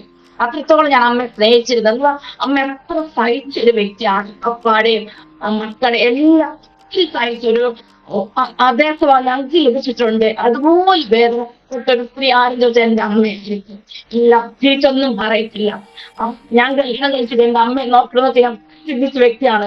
ഞാൻ കല്യാണം കഴിക്കുകയാണെങ്കിൽ ഞാൻ ഹസ്ബൻഡിനോട് ആദ്യം പറയും, എന്റെ അമ്മയെ നോക്കാൻ മനസ്സുണ്ടെങ്കിൽ കല്യാണം കഴിച്ചാൽ മതി. അങ്ങനൊക്കെ ചിന്തിച്ചു. എന്നാലും അമ്മ എന്റെ കല്യാണത്തിന് മുമ്പ് മരിച്ചുപോയി. പിന്നെ ഞാൻ അമ്മയുടെ ഡെഡ് ബോഡിയാണ് എനിക്ക് കാണാൻ സാധിച്ചത്. നടന്നു വന്നാലും അവിടെ ദൈവത്തിന്റെ സഹായം ഉണ്ടായിരുന്നു, ദൈവത്തിന്റെ കരുണ ഉണ്ടായിരുന്നു, ദൈവത്തിന്റെ പ്രൊട്ടക്ഷൻ എനിക്ക് ഉണ്ടായിരുന്നു. ഒരു വേണ്ടാത്ത ഒന്നും ചെയ്യാൻ ഞാൻ അനുവദിച്ചില്ല. ഹല്ലേലൂയ, സ്തോത്രം. അതിനുശേഷം എനിക്ക് വിവാഹം ആലോചിക്കാൻ തുടങ്ങി. എന്റെ ആങ്ങളെ പല സമ്പന്ന കുടുംബത്തിലുള്ളവരെയാണ് ആലോചിക്കുന്നത്. ഇപ്പോഴും എന്റെ മനസ്സിൽ എല്ലാ ദൈവം സൗഖ്യമാക്കി. എല്ലാവരും കൈവിട്ട സ്ഥാനത്ത് ദൈവം കൈവിട്ടില്ല, എന്നെ സ്നേഹിച്ചു, എനിക്ക് വേണ്ടി കരുതി, എനിക്ക് നല്ല ആരോഗ്യം നൽകി തന്ന എന്റെ അപ്പന് വേണ്ടി നിൽക്കണം ആ ആഗ്രഹമാണ് എന്റെ ഉള്ളിലുള്ളത്. ആങ്ങളെ കൂട്ടി പോയിട്ടും ആങ്ങളെ പോകുന്ന ചർച്ച ഞാൻ പോണം, ഓർത്തഡോക്സ് പള്ളി ഞാൻ പോണം, അല്ലെങ്കിൽ എന്നെ അടിക്കും ആങ്ങളെ. അങ്ങനെയായിരുന്നു. ഒരു ദിവസം ഞാനൊരു ബന്ധുക്കോസ് പള്ളി പോയി. ആങ്ങളോട് പറഞ്ഞു, എന്നെ ദൈവമാണ് സൗഖ്യമാക്കിയത്, എനിക്ക് ബന്ധുക്കോസ് പള്ളി പോകണമെന്ന് പറഞ്ഞു. ഒരു ബന്ധുക്കോസിലെ പാസ്റ്റർ വന്നു. ഞാൻ പാസ്റ്റർ കൂടെ പണ്ടേ ഒരു പ്രോഗ്രാം ഉണ്ടായിരുന്നു, ക്യാമ്പ് ഉണ്ടായിരുന്നു. ഞാൻ ക്യാമ്പിൽ പോയി. ഞാൻ പിന്നെ രാത്രിയില്ല ദേവദാസനെ കൊണ്ടുവിട്ടു. അന്ന് എന്നെ ഒത്തിരി ഉപദേശിച്ചു, എന്നെ ഒത്തിരി അറിയിച്ചു. നീ ഇത്ര ലേറ്റ് ആയത് എന്താണെന്ന് ചോദിച്ചാൽ, ഇനി മേല നീ ബന്ധുക്കോസ് പള്ളി പോലെന്നൊക്കെ പറഞ്ഞ് എന്നെ ഒത്തിരി വേദനിപ്പിച്ചു. പിന്നെ എന്റെ ഉള്ളിനുള്ളിലുണ്ട് എനിക്ക് യേശുവിന് വേണ്ടി നിൽക്കണം. ആങ്ങളോട് ഞാൻ പറഞ്ഞു, എനിക്ക് യേശുവിന് വേണ്ടി നിൽക്കണം, താൻ വേല ചെയ്യണമെന്ന് ആങ്ങളോട് പറഞ്ഞു. അപ്പൊ ആങ്ങൾ അതൊന്നും മാനിക്കാതെ പല ആലോചനകൾ കൊണ്ടുവന്നു. അപ്പൊ ഞാൻ ആങ്ങളോട് പറഞ്ഞു, ഇങ്ങനെ ലവ് ആർമി ക്രൂസൈഡ് അവധിൽ തന്നെ ഉള്ള ആരെങ്കിലും ഞാൻ കല്യാണം കഴിക്കാൻ തയ്യാറാണെന്ന് പറഞ്ഞു. എന്റെ മൂത്ത ചേച്ചിയും കുടുംബം ലക്നൌവിൽ വന്നു. അപ്പോൾ ഞാൻ ചേച്ചി എന്ന് ചോദിച്ചു, മോളെ നിനക്ക് വിവാഹം ഒന്നും വേണ്ട. ഞാൻ പറഞ്ഞു, ഒരു പാവപ്പെട്ട ഒരു മനുഷ്യനെ എനിക്ക് മതി, എന്നെ സ്നേഹിക്കുന്ന, എനിക്ക് വേണ്ടി കരുതുന്ന, എന്റെ അവസ്ഥ അറിയുന്ന ഒരു വ്യക്തിയെ ഞാൻ കല്യാണം കഴിക്കാൻ ആഗ്രഹിക്കുന്നുള്ളൂ, വേറെ ഒന്നും ഈ ലോകമൊന്നും വേണ്ട. ചേച്ചിയോട് പറഞ്ഞു. ചേച്ചി പറഞ്ഞു, ഈ കാലത്ത് ആരുണ്ട് മോളെ നല്ലതെന്ന് പറയാൻ? ആരുമില്ല, ആരെയും നമുക്ക് വിശ്വസിക്കാൻ പറ്റത്തില്ല. അടുക്കുമ്പോൾ നമുക്ക് എല്ലാവരുടെ സുഖം മനസ്സിലാകും. അപ്പോഴും ഞാൻ പറയില്ല, എനിക്ക് കർത്താവിന് വേല ചെയ്യണമെന്ന് പറഞ്ഞു. അങ്ങനെ ചേച്ചിയോടെ പറഞ്ഞു. അങ്ങനെ ഇരിക്കുമ്പോഴാണ് ലവ് ആർമി ക്രൂസൈഡിൽ ഞാൻ തുറന്നു പറയാണ്, ലവ് ആർമി ക്രൂസൈഡിലെ ചില സഹോദരങ്ങൾ സൗര്യമാരും ഹോസ്പിറ്റലിൽ കടന്നൊന്നല്ലോ, അതിൽ കടന്നൊരു സഹോദരി മേരിക്കോട്ടി എന്ന് പറയുന്ന ഒരു സഹോദരി. ആ സഹോദരി എന്നെ ഒത്തിരി സ്നേഹിച്ചു. ഹോസ്പിറ്റലിൽ കിടക്കുമ്പോ സഹോദരി എന്റെ അടുത്ത് വന്ന് ട്രാക്റ്റ് എല്ലാം എന്റെ കയ്യിൽ തരും. എന്നോട് വർഷിപ്പാവാ വാർഡെല്ലാം സംരക്ഷിക്കാൻ ട്രാക്ടർ കൊടുക്കണം, ശിവ ട്രാക്ടർ കൊടുക്കണം എന്ന് പറയും. അങ്ങനെ എന്നെ എൻകറേജ് ചെയ്തു ആ സഹോദരി എനിക്ക് വേണ്ടി. അങ്ങനെ ആ സഹോദരി എന്നെ സ്നേഹിക്കുന്ന ഒരവസ്ഥ എനിക്ക് തോന്നി. ആരും സ്നേഹിക്കാത്തിടത്ത് എന്നെ സ്നേഹിക്കുന്ന ഒരു സഹോദരി ദൈവം എനിക്ക് വേണ്ടി നൽകി തന്നു. അവരെ ആദ്യമായി സ്നേഹിക്കാൻ തുടങ്ങി, അവരെന്നെ സ്നേഹിക്കാൻ തുടങ്ങി, അവരുടെ വേദനയിൽ എന്നോട് പറയാൻ തുടങ്ങി. അങ്ങനെ അവർക്ക് മക്കളില്ല, എന്നോട് പറഞ്ഞു ഇപ്പൊ ഭർത്താവിന് ഭവനക്കാർ വേദനിപ്പിക്കുന്നത്, അങ്ങനെ അനുഭവങ്ങൾ നിന്നയിൽ കൂടി കടന്നുപോയ അനുഭവങ്ങളൊക്കെ എന്നോട് ഷെയർ ചെയ്തു. അപ്പോൾ എനിക്കറിയാവുന്ന രീതി ഞാൻ ചേച്ചിയോട് പറഞ്ഞു, ചേച്ചി സാരമില്ല, ദൈവം ഉണ്ടല്ലോ, ദൈവം മാനിക്കും, കുഞ്ഞിനെ തരും എന്നൊക്കെ ഞാൻ പറഞ്ഞു. പ്രിയമുള്ളവരെ, ഇന്നലെ അങ്ങനെ ഇരിക്കും. ഞാൻ ലക്നൌവിൽ ആ സമയത്ത് ടൈപ്പിസ്റ്റ് ജോലി ചെയ്യാണ്. ആ സമയത്ത് എന്റെ ചേച്ചി ട്രിവാൻഡ്രംകാരാണ് അവര്. എന്റെ ചേച്ചി ട്രിവാൻഡ്രം മെഡിക്കൽ കോളേജിൽ കോട്ടയത്ത് താമസിക്കുകയാണ്. ചേച്ചിയുടെ ഹസ്ബൻഡ് മെഡിക്കൽ ഡോക്ടർ ആയിരുന്നു. അങ്ങനെ ചേച്ചി എന്ന് പറഞ്ഞു, മോളെ നീ ഒരു മേൽക്കുട്ടി ചേച്ചി എന്ന് പറയില്ല, ചേച്ചി മരിച്ചുപോയി, ചേച്ചിക്ക് 1.5 വയസ്സുള്ള കുഞ്ഞുണ്ട് എന്നോട് പറഞ്ഞു. അപ്പോൾ ഞാൻ കയറി ചെന്നിരുന്നപ്പോ ഞാൻ ചിന്തിച്ചിട്ട് എനിക്ക് ദൈവം ചെയ്യണം, ആ ഒരു ചിന്തയാണ് എന്റെ ഉള്ളിനുള്ളിലുള്ളത്. ഞാൻ തോർത്തു, ദൈവമേ ആ കുഞ്ഞിനെ വളർത്തിയ ഒരു വേലയാകുമല്ലോ എന്നൊക്കെ ചിന്തിച്ചു. ഞാൻ ആരോടും പറയുന്നില്ല, പറഞ്ഞാൽ എനിക്കറിയാം എനിക്ക് അടിയുള്ളൂ, എല്ലാവരും എതിർക്കുന്നതൊക്കെ എനിക്കറിയാം. എന്നാലും എനിക്ക് കർത്താവിനെ പ്രസാദിപ്പിക്കണം, എങ്കിലും കർത്താൻ വേല ചെയ്യണം, ഇത് മാത്രം കർത്താൻ വേല ചെയ്യാൻ വേണ്ടി. ഇങ്ങനെ എനിക്ക് വിവാഹം അലിച്ചപ്പോൾ ഞാൻ പറഞ്ഞു എനിക്ക് ദൈവത്തെ അറിയുന്ന ഒരാളെ മാറ്റി. പിന്നെ അവസാനം ആങ്ങളോട് പറഞ്ഞു ഇങ്ങനെ ഒരാളുണ്ട്, ഞാൻ കല്യാണം കഴിയാൻ ആഗ്രഹിക്കുന്നു എന്ന് പറയാം. എന്റെ ചേച്ചിയോട് പറഞ്ഞു. ചേച്ചി അതുപോലെ ഇവരോട് സംസാരിച്ചു. ഈ മേൽക്കുറിച്ചിയുടെ ഹസ്ബൻഡിന്റെ പേര് ജോർജ് കുട്ടി എന്നാണ്. ജോർജ് വ്യക്തിയോട് സംസാരിച്ചു. ആ വ്യക്തി പറഞ്ഞു കല്യാണം കഴിഞ്ഞ ഒരു വ്യക്തിയെ ഞാൻ കല്യാണം കഴിക്കാൻ ആഗ്രഹിക്കുന്നുള്ളൂ, അവള് ഷീബ കല്യാണം കഴിയാത്ത ഒരു വ്യക്തിയല്ലേ, അവൾ വേറെ കല്യാണം കഴിച്ചോട്ടെ എന്ന് പറഞ്ഞു. അപ്പോഴും നവാർമിക്കുകളെല്ലാം എല്ലാ ദേവദാസന്മാർ പറഞ്ഞു നമുക്കൊന്ന് പ്രാർത്ഥിച്ചു നോക്കാം, ദൈവമാണെങ്കിൽ നടക്കട്ടെ അല്ലെ വേണ്ട അങ്ങനെ പറഞ്ഞു. 3 പേര് 3 സ്ഥലത്തിരുന്ന് പ്രാർത്ഥിച്ചപ്പോ 3 പേർക്ക് ഒരേ വെളിപ്പാട് ദൈവം കൊടുത്തു. ഒരു നാരങ്ങ ഉപയോഗിക്കാതിരുന്നിട്ട് അത് അഴിഞ്ഞു പോവുകയല്ല, ഉണങ്ങിപ്പോകുന്ന അവസ്ഥ. എന്റെ ചേച്ചിയോട് പറഞ്ഞു അനീറ്റെ ലക്നൌന്ന് വിളിച്ചു വരുത്തുക, ദൈവപ്രകാരം കല്യാണം തന്നെയാണ്, നമുക്ക് ആലോചിക്കാന്ന് പറഞ്ഞു. അപ്പൊ ചേച്ചി എന്നെ ഒത്തിരി പറഞ്ഞു, മോളെ നീ ആഗ്രഹിക്കുന്നതൊന്നുമല്ല, നീ ഒത്തിരി സഹിക്കേണ്ടി വരും, നിന്ന് സഹിക്കേണ്ടി വരും, കുഞ്ഞിനെ വളർത്തയാണ്. ഞാൻ പറഞ്ഞു എന്ത് ഞാൻ സഹിച്ചോളൂ, എന്റെ ചെറുപ്രായം ഒത്തിരി സഹിച്ചൊരു വ്യക്തിയാണ്, അപ്പൊ ഇത് സഹിക്കാൻ എനിക്ക് പ്രയാസമായിട്ട് തോന്നിയില്ല, എനിക്ക് സഹിച്ചോളാം ഞാൻ ചേച്ചി പറഞ്ഞു. ചേച്ചി പറഞ്ഞു എനിക്ക് ഇഷ്ടമാണെങ്കിൽ ഞങ്ങൾ നടത്തിത്തരാന്ന് പറഞ്ഞു. പപ്പ ഭയങ്കര എതിരായിരുന്നില്ല, 2ാം കൂട്ടുകാരനെ വേണ്ട, നിനക്ക് വേറെ നല്ലത് കിട്ടും എന്നൊക്കെ പറഞ്ഞു. അപ്പോഴും എനിക്കെന്താ പ്രധാന വേല ചെയ്യണം, അത്ര എന്റെ മനസ്സ് അത്രയേ ഉള്ളൂ. വേറെ ഒന്നും ഞാൻ ചിന്തിച്ചില്ല. ഈ ലോകത്തെ സന്തോഷമില്ലെങ്കിൽ വേണ്ട, എന്നെ സ്നേഹിച്ചില്ലെങ്കിൽ വേണ്ട, ഞാൻ അങ്ങനെ ചിന്തിക്കുന്ന ഒരു വ്യക്തിയായിരുന്നു. കർത്താവിനെ പ്രസാദിപ്പിക്കണം, അങ്ങനെ ഞാൻ ചിന്തിച്ചു. അവസാനം പപ്പ എല്ലാം എതിരായിട്ട് നിന്നു, എന്നാലും അവസാനം പപ്പ സമ്മതിച്ചു. ആ പപ്പ അവര് കല്യാണമായിട്ട് എടുത്തു. CSC പ്രകാരമാണ് കല്യാണം നടത്തിയത് എന്നത്. ഹസ്ബൻഡ് വീട്ടുകാരെല്ലാം ബന്ധുക്കോസ് ആണ്, ഞാൻ ഓർത്തഡോക്സുകാർ. ഞാൻ ഫാൻ കിട്ടു, എന്നാലും ആവരണം ഇടുമായിരുന്നു. എന്റെ ഹസ്ബൻഡ് പറഞ്ഞു എനിക്ക് ആവരണം ഊരാൻ സമ്മതമായിരുന്നു. ഞാൻ ചെറുപ്രായം മുതൽ എനിക്ക് ആഡംബരം ഇഷ്ടമേ അല്ല. ഞാൻ കാത് കുത്തിയത് 10ാം ക്ലാസ് കഴിഞ്ഞിട്ട് അമ്മയുടെ നിർബന്ധത്തിലാണ് ഞാൻ കാത് കുത്തിയത്. കൂട്ടൊക്കെ ഇടുവോ ഇത് കൺവെൻഷൻ എഴുതോ എന്റെ ചേച്ചി എന്തൊക്കെ എന്നെ ചെയ്യിപ്പിക്കും. എന്നാലും ഞങ്ങളുടെ വീടിനടുത്ത് തോടുണ്ട്, തോട് ചെന്നിട്ട് ഇതെല്ലാം ഇളക്കി കളഞ്ഞിട്ടാണ് സ്കൂളിലോട്ട് കടന്നു പോകുന്നത്. അങ്ങനെ പ്രാകൃതമായിരുന്നു എന്റെ. മുല്ലപ്പൂ വെക്കോ റോസപ്പൂ വെക്കോ ഒന്നും ഞാൻ ചെയ്തില്ല, സിമ്പിൾ ലൈഫായിരുന്നു എനിക്കിഷ്ടം. അപ്പോഴത്തേക്ക് ഹസ്ബൻഡ് പറഞ്ഞു നീ ഇച്ചിരി ആഭരണം ഇടണം എന്ന് എന്നോട് പറഞ്ഞു. എന്ന് പറഞ്ഞാൽ നമുക്ക് CSAക്കാരുടെ ഇടയിലും മർത്തമ്മക്കാരുടെ ഇടയിലേക്ക് പോയി സുശേഷം അറിയിക്കണമെങ്കിൽ ഇച്ചിരി ആഭരണം കിടന്നാൽ നമുക്ക് പ്രയാസമില്ലെന്ന് പറഞ്ഞു. അങ്ങനെ ആഭരണം ഇട്ടോണ്ടായിരുന്നു എന്റെ കല്യാണം നടന്നത്. CSC പ്രകാരം കല്യാണം നടന്നു. ഞാൻ വളരെ സന്തോഷത്തോടെ വരികയാണ്. ഞാൻ ബന്ധുസാറിന്റെ വീട്ടിലോട്ട് വരുന്നു. എനിക്കിനി സന്തോഷമാണ്, എന്റെ വേദന എല്ലാം മാറി, എന്റെ ദുഃഖം എല്ലാം മാറി. അവരെല്ലാം എനിക്ക് പൊന്നൂർ നോക്കും, എന്നെ കരുതും. ആ പ്രതീക്ഷയോടെ ലക്ഷ്യത്തോടെ വരികയാണ്. വന്നു മോളെ ഞങ്ങളൊന്നും അറിയത്തില്ല, ഇങ്ങനെ കാര്യങ്ങളൊന്നും ചെറുപ്രായം ഞാൻ അറിയത്തില്ല. എന്നെ ഒരു ഭീകര ജീവിയെ കാണുന്ന പോലാണ് ഹസ്ബൻഡ് വീട്ടുകാരെന്നെ കണ്ടത്.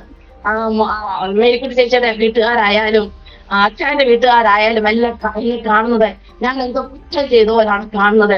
പലരും പല രീതിയിൽ അപാധകൾ പറയാൻ തുടങ്ങി, നിന്ദിക്കാൻ തുടങ്ങി. നേരത്തെ സ്നേഹിച്ചു വെച്ചതാണ്, അങ്ങനെ ഒത്തിരി നിന്ദകൾ ഞാൻ കേൾക്കേണ്ടതായിട്ട് വന്നു. ആരോടും സത്യം ആർക്കും മനസ്സിലാകുന്നില്ല. പിന്നെ ഞാൻ ആവരണം ഇട്ടിരിക്കുന്നു. ദേവദാസന്മാർ എന്നോട് മിണ്ടത്തില്ല, അച്ഛനോട് മിണ്ടും, കുഞ്ഞിനോട് മിണ്ടും. എന്നെ കാണുമ്പോൾ എല്ലാവരും മുഖം തിരിക്കുകയാണ്. ദൈവമേ ഞാൻ ഇത്രയെല്ലാം സഹിച്ചു വന്നിട്ടും എന്നെ മനുഷ്യർ കാണുന്നത് ഇങ്ങനാണല്ലോ, എന്തുകൊണ്ട് ദൈവം ഇതൊക്കെ എന്റെ ജീവിതത്തിൽ സംഭവിക്കുന്നു? അപ്പോൾ ഞാൻ ചിന്തിച്ചു. പിന്നെ ഞാൻ എവിടെ കൂട്ടായ്മ ഉണ്ടെങ്കിൽ എന്നെ വിടുമായിരുന്നു. ഞങ്ങൾ കൂട്ടായ്മയ്ക്ക് പോകും. അവിടെ ചെല്ലുമ്പോഴാണ് ഞാൻ വചനം എന്താണെന്ന്, കല്യാണം കഴിയുന്നിടം വരെ എനിക്ക് പ്രാർത്ഥിക്കാൻ അറിയില്ല, സാക്ഷിക്കാൻ അറിയത്തില്ല, സ്തുതി സ്തോത്രം പറയാൻ അറിയത്തില്ല, ഒന്നും അറിയാം. സീറോ ആയിരുന്നു ഞാൻ. അതിനുശേഷം വചനം ഞാൻ പഠിക്കാൻ തുടങ്ങി, വചനത്തിന് ആഴങ്ങൾ ഞാൻ ഗ്രഹിക്കാൻ തുടങ്ങി. ആ സമയത്ത് ദാവീദിന്റെ അനുഭവം, ജോസഫിന്റെ അനുഭവം, എലിയോബിന്റെ അനുഭവം, യേശുക്രിസ്തുവിന്റെ അനുഭവമൊക്കെയും എന്നെ വളരെ ടച്ച് ചെയ്തു. ഞാൻ വിചാരിച്ചു, ഈ ഭക്തന്മാരൊക്കെയും പലവിധമായ കഷ്ടതകൾ കൂടി കടന്നുപോയി, അവരൊക്കെ എന്നെ ഉയർത്തി, അവരെന്നെ മാനിച്ചു. ഞാൻ അനുഭവിക്കുന്നത് ഇത്രയൊന്നും ഇല്ലല്ലോ എന്നോർത്ത് ഞാൻ ദൈവത്തിന് നന്ദി പറഞ്ഞു തുടങ്ങി. അല്ലല്ലേ, ഞാൻ വിലപ്പെടുവാൻ തുടങ്ങി. എന്നെ കർത്താവ് അറിയുന്നുള്ള ചിന്ത എന്നെ ഭരിക്കാൻ തുടങ്ങി. ആ സമയത്ത് ഹസ്ബൻഡ് സ്കൂളിൽ സാറായിരുന്നു. സ്കൂളിൽ ജോലിക്ക് പോകും, മോളും നഴ്സറി പോകുമ്പോ ഞാൻ എവിടെ ആരെങ്കിലും ഞാൻ പോകും. ഞാൻ ഫാസ്റ്റിംഗ് പ്രെയർ എടുക്കുമായിരുന്നു. ഹോസ്പിറ്റലിൽ കിടന്നപ്പോ ഡോക്ടർമാർ പറഞ്ഞു, ഫാസ്റ്റിംഗ് എടുക്കല്ല, 3 നേരം ആഹാരം കഴിക്കണം, അല്ലെങ്കിൽ അസുഖം വീണ്ടും വരാൻ സാധ്യതയുണ്ടെന്ന് പറഞ്ഞു. ഞാൻ ചിന്തിച്ചു, എന്നെ ദൈവം ഉപയോഗിച്ചു, ദൈവത്തിന് വേണ്ടി ഞാൻ എന്തെങ്കിലും ചെയ്തില്ലെങ്കിൽ ഞാൻ എന്തെങ്കിലും ജീവിക്കണം തോന്നുകയാണ്.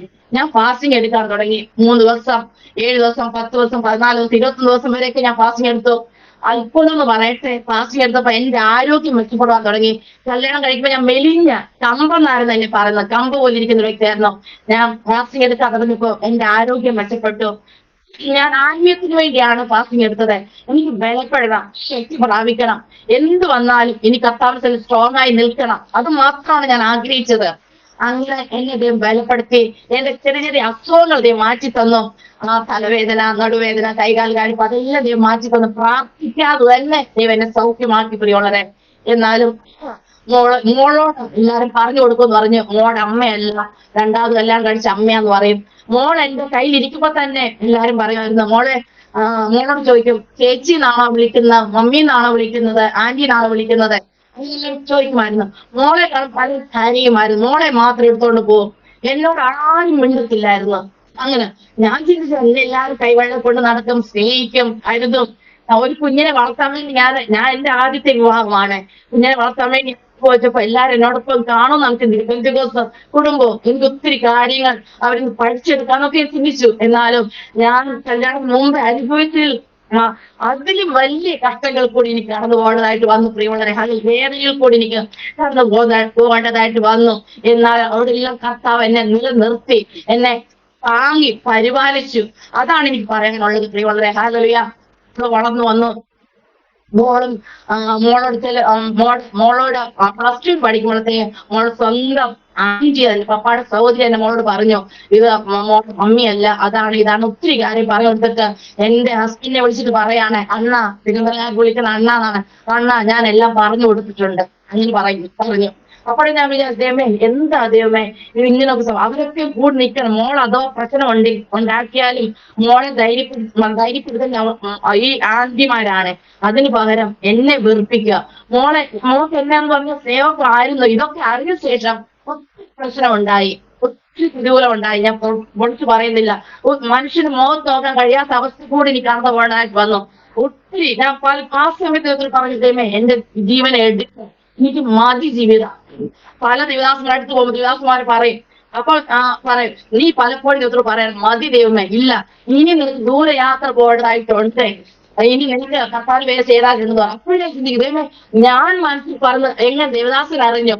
അപ്പൊ പിന്നെ ഞാൻ ദൈവത്തിൽ അടുക്കുവാൻ തുടങ്ങി, ദൈവത്തെ അധികമായി സ്നേഹിക്കാൻ തുടങ്ങി. അങ്ങനെ ഏത് ദേവദാസന്മാർ പറഞ്ഞാലും പറയും, കർത്താവ് നിന്നെ സ്നേഹിക്കുന്നുണ്ട്, കർത്താവിന്റെ വേലയ്ക്ക് വേണ്ടിയുള്ളവളാണ്, നീ അടുക്കള ഒതുങ്ങി കിടക്കാനുള്ളവളല്ല, ദേവദാസന്മാർക്ക് ആഹാരം വിളമ്പാനുള്ളവളല്ല, നീ ലോകം മാറിപ്പെടുന്ന വ്യക്തിയാക്കി നീ നിന്നെ മാറ്റും. അച്ഛൻ എനിക്കൊന്നും ഒരു കഴിവില്ല, അച്ഛന്റെ നല്ല കഴിവാണ്. അച്ഛൻ ട്രാൻസ്ലേറ്റ് ചെയ്യുന്ന ആളാണ്, പ്രസംഗിക്കുന്ന ആളാണ്, പാടുന്ന ആളാണ്, എല്ലാ ഭാഷകളും കൈകാര്യം ചെയ്യുന്ന ആളാണ്. ഞാൻ അച്ഛനോട് പറയാം, അച്ഛൻ ഇതെല്ലാം ചെയ്യേ, ഞാൻ അച്ഛനെ പുറകെ നിന്നോളാം, അച്ഛന് വേണ്ടി ഞാൻ പ്രാർത്ഥിച്ചോളാം, ഇനി ഞാൻ പ്രസംഗിക്കത്തില്ല, എനിക്ക് പറ്റത്തില്ല കർത്താവിന്റെ വേല ചെയ്യും, എനിക്ക് അതിനുള്ള ധൈര്യമില്ല, അതിനുള്ള തന്റെ ഇടമോ കഴിവോ ഒന്നും എനിക്കില്ല അച്ഛൻ പറയും.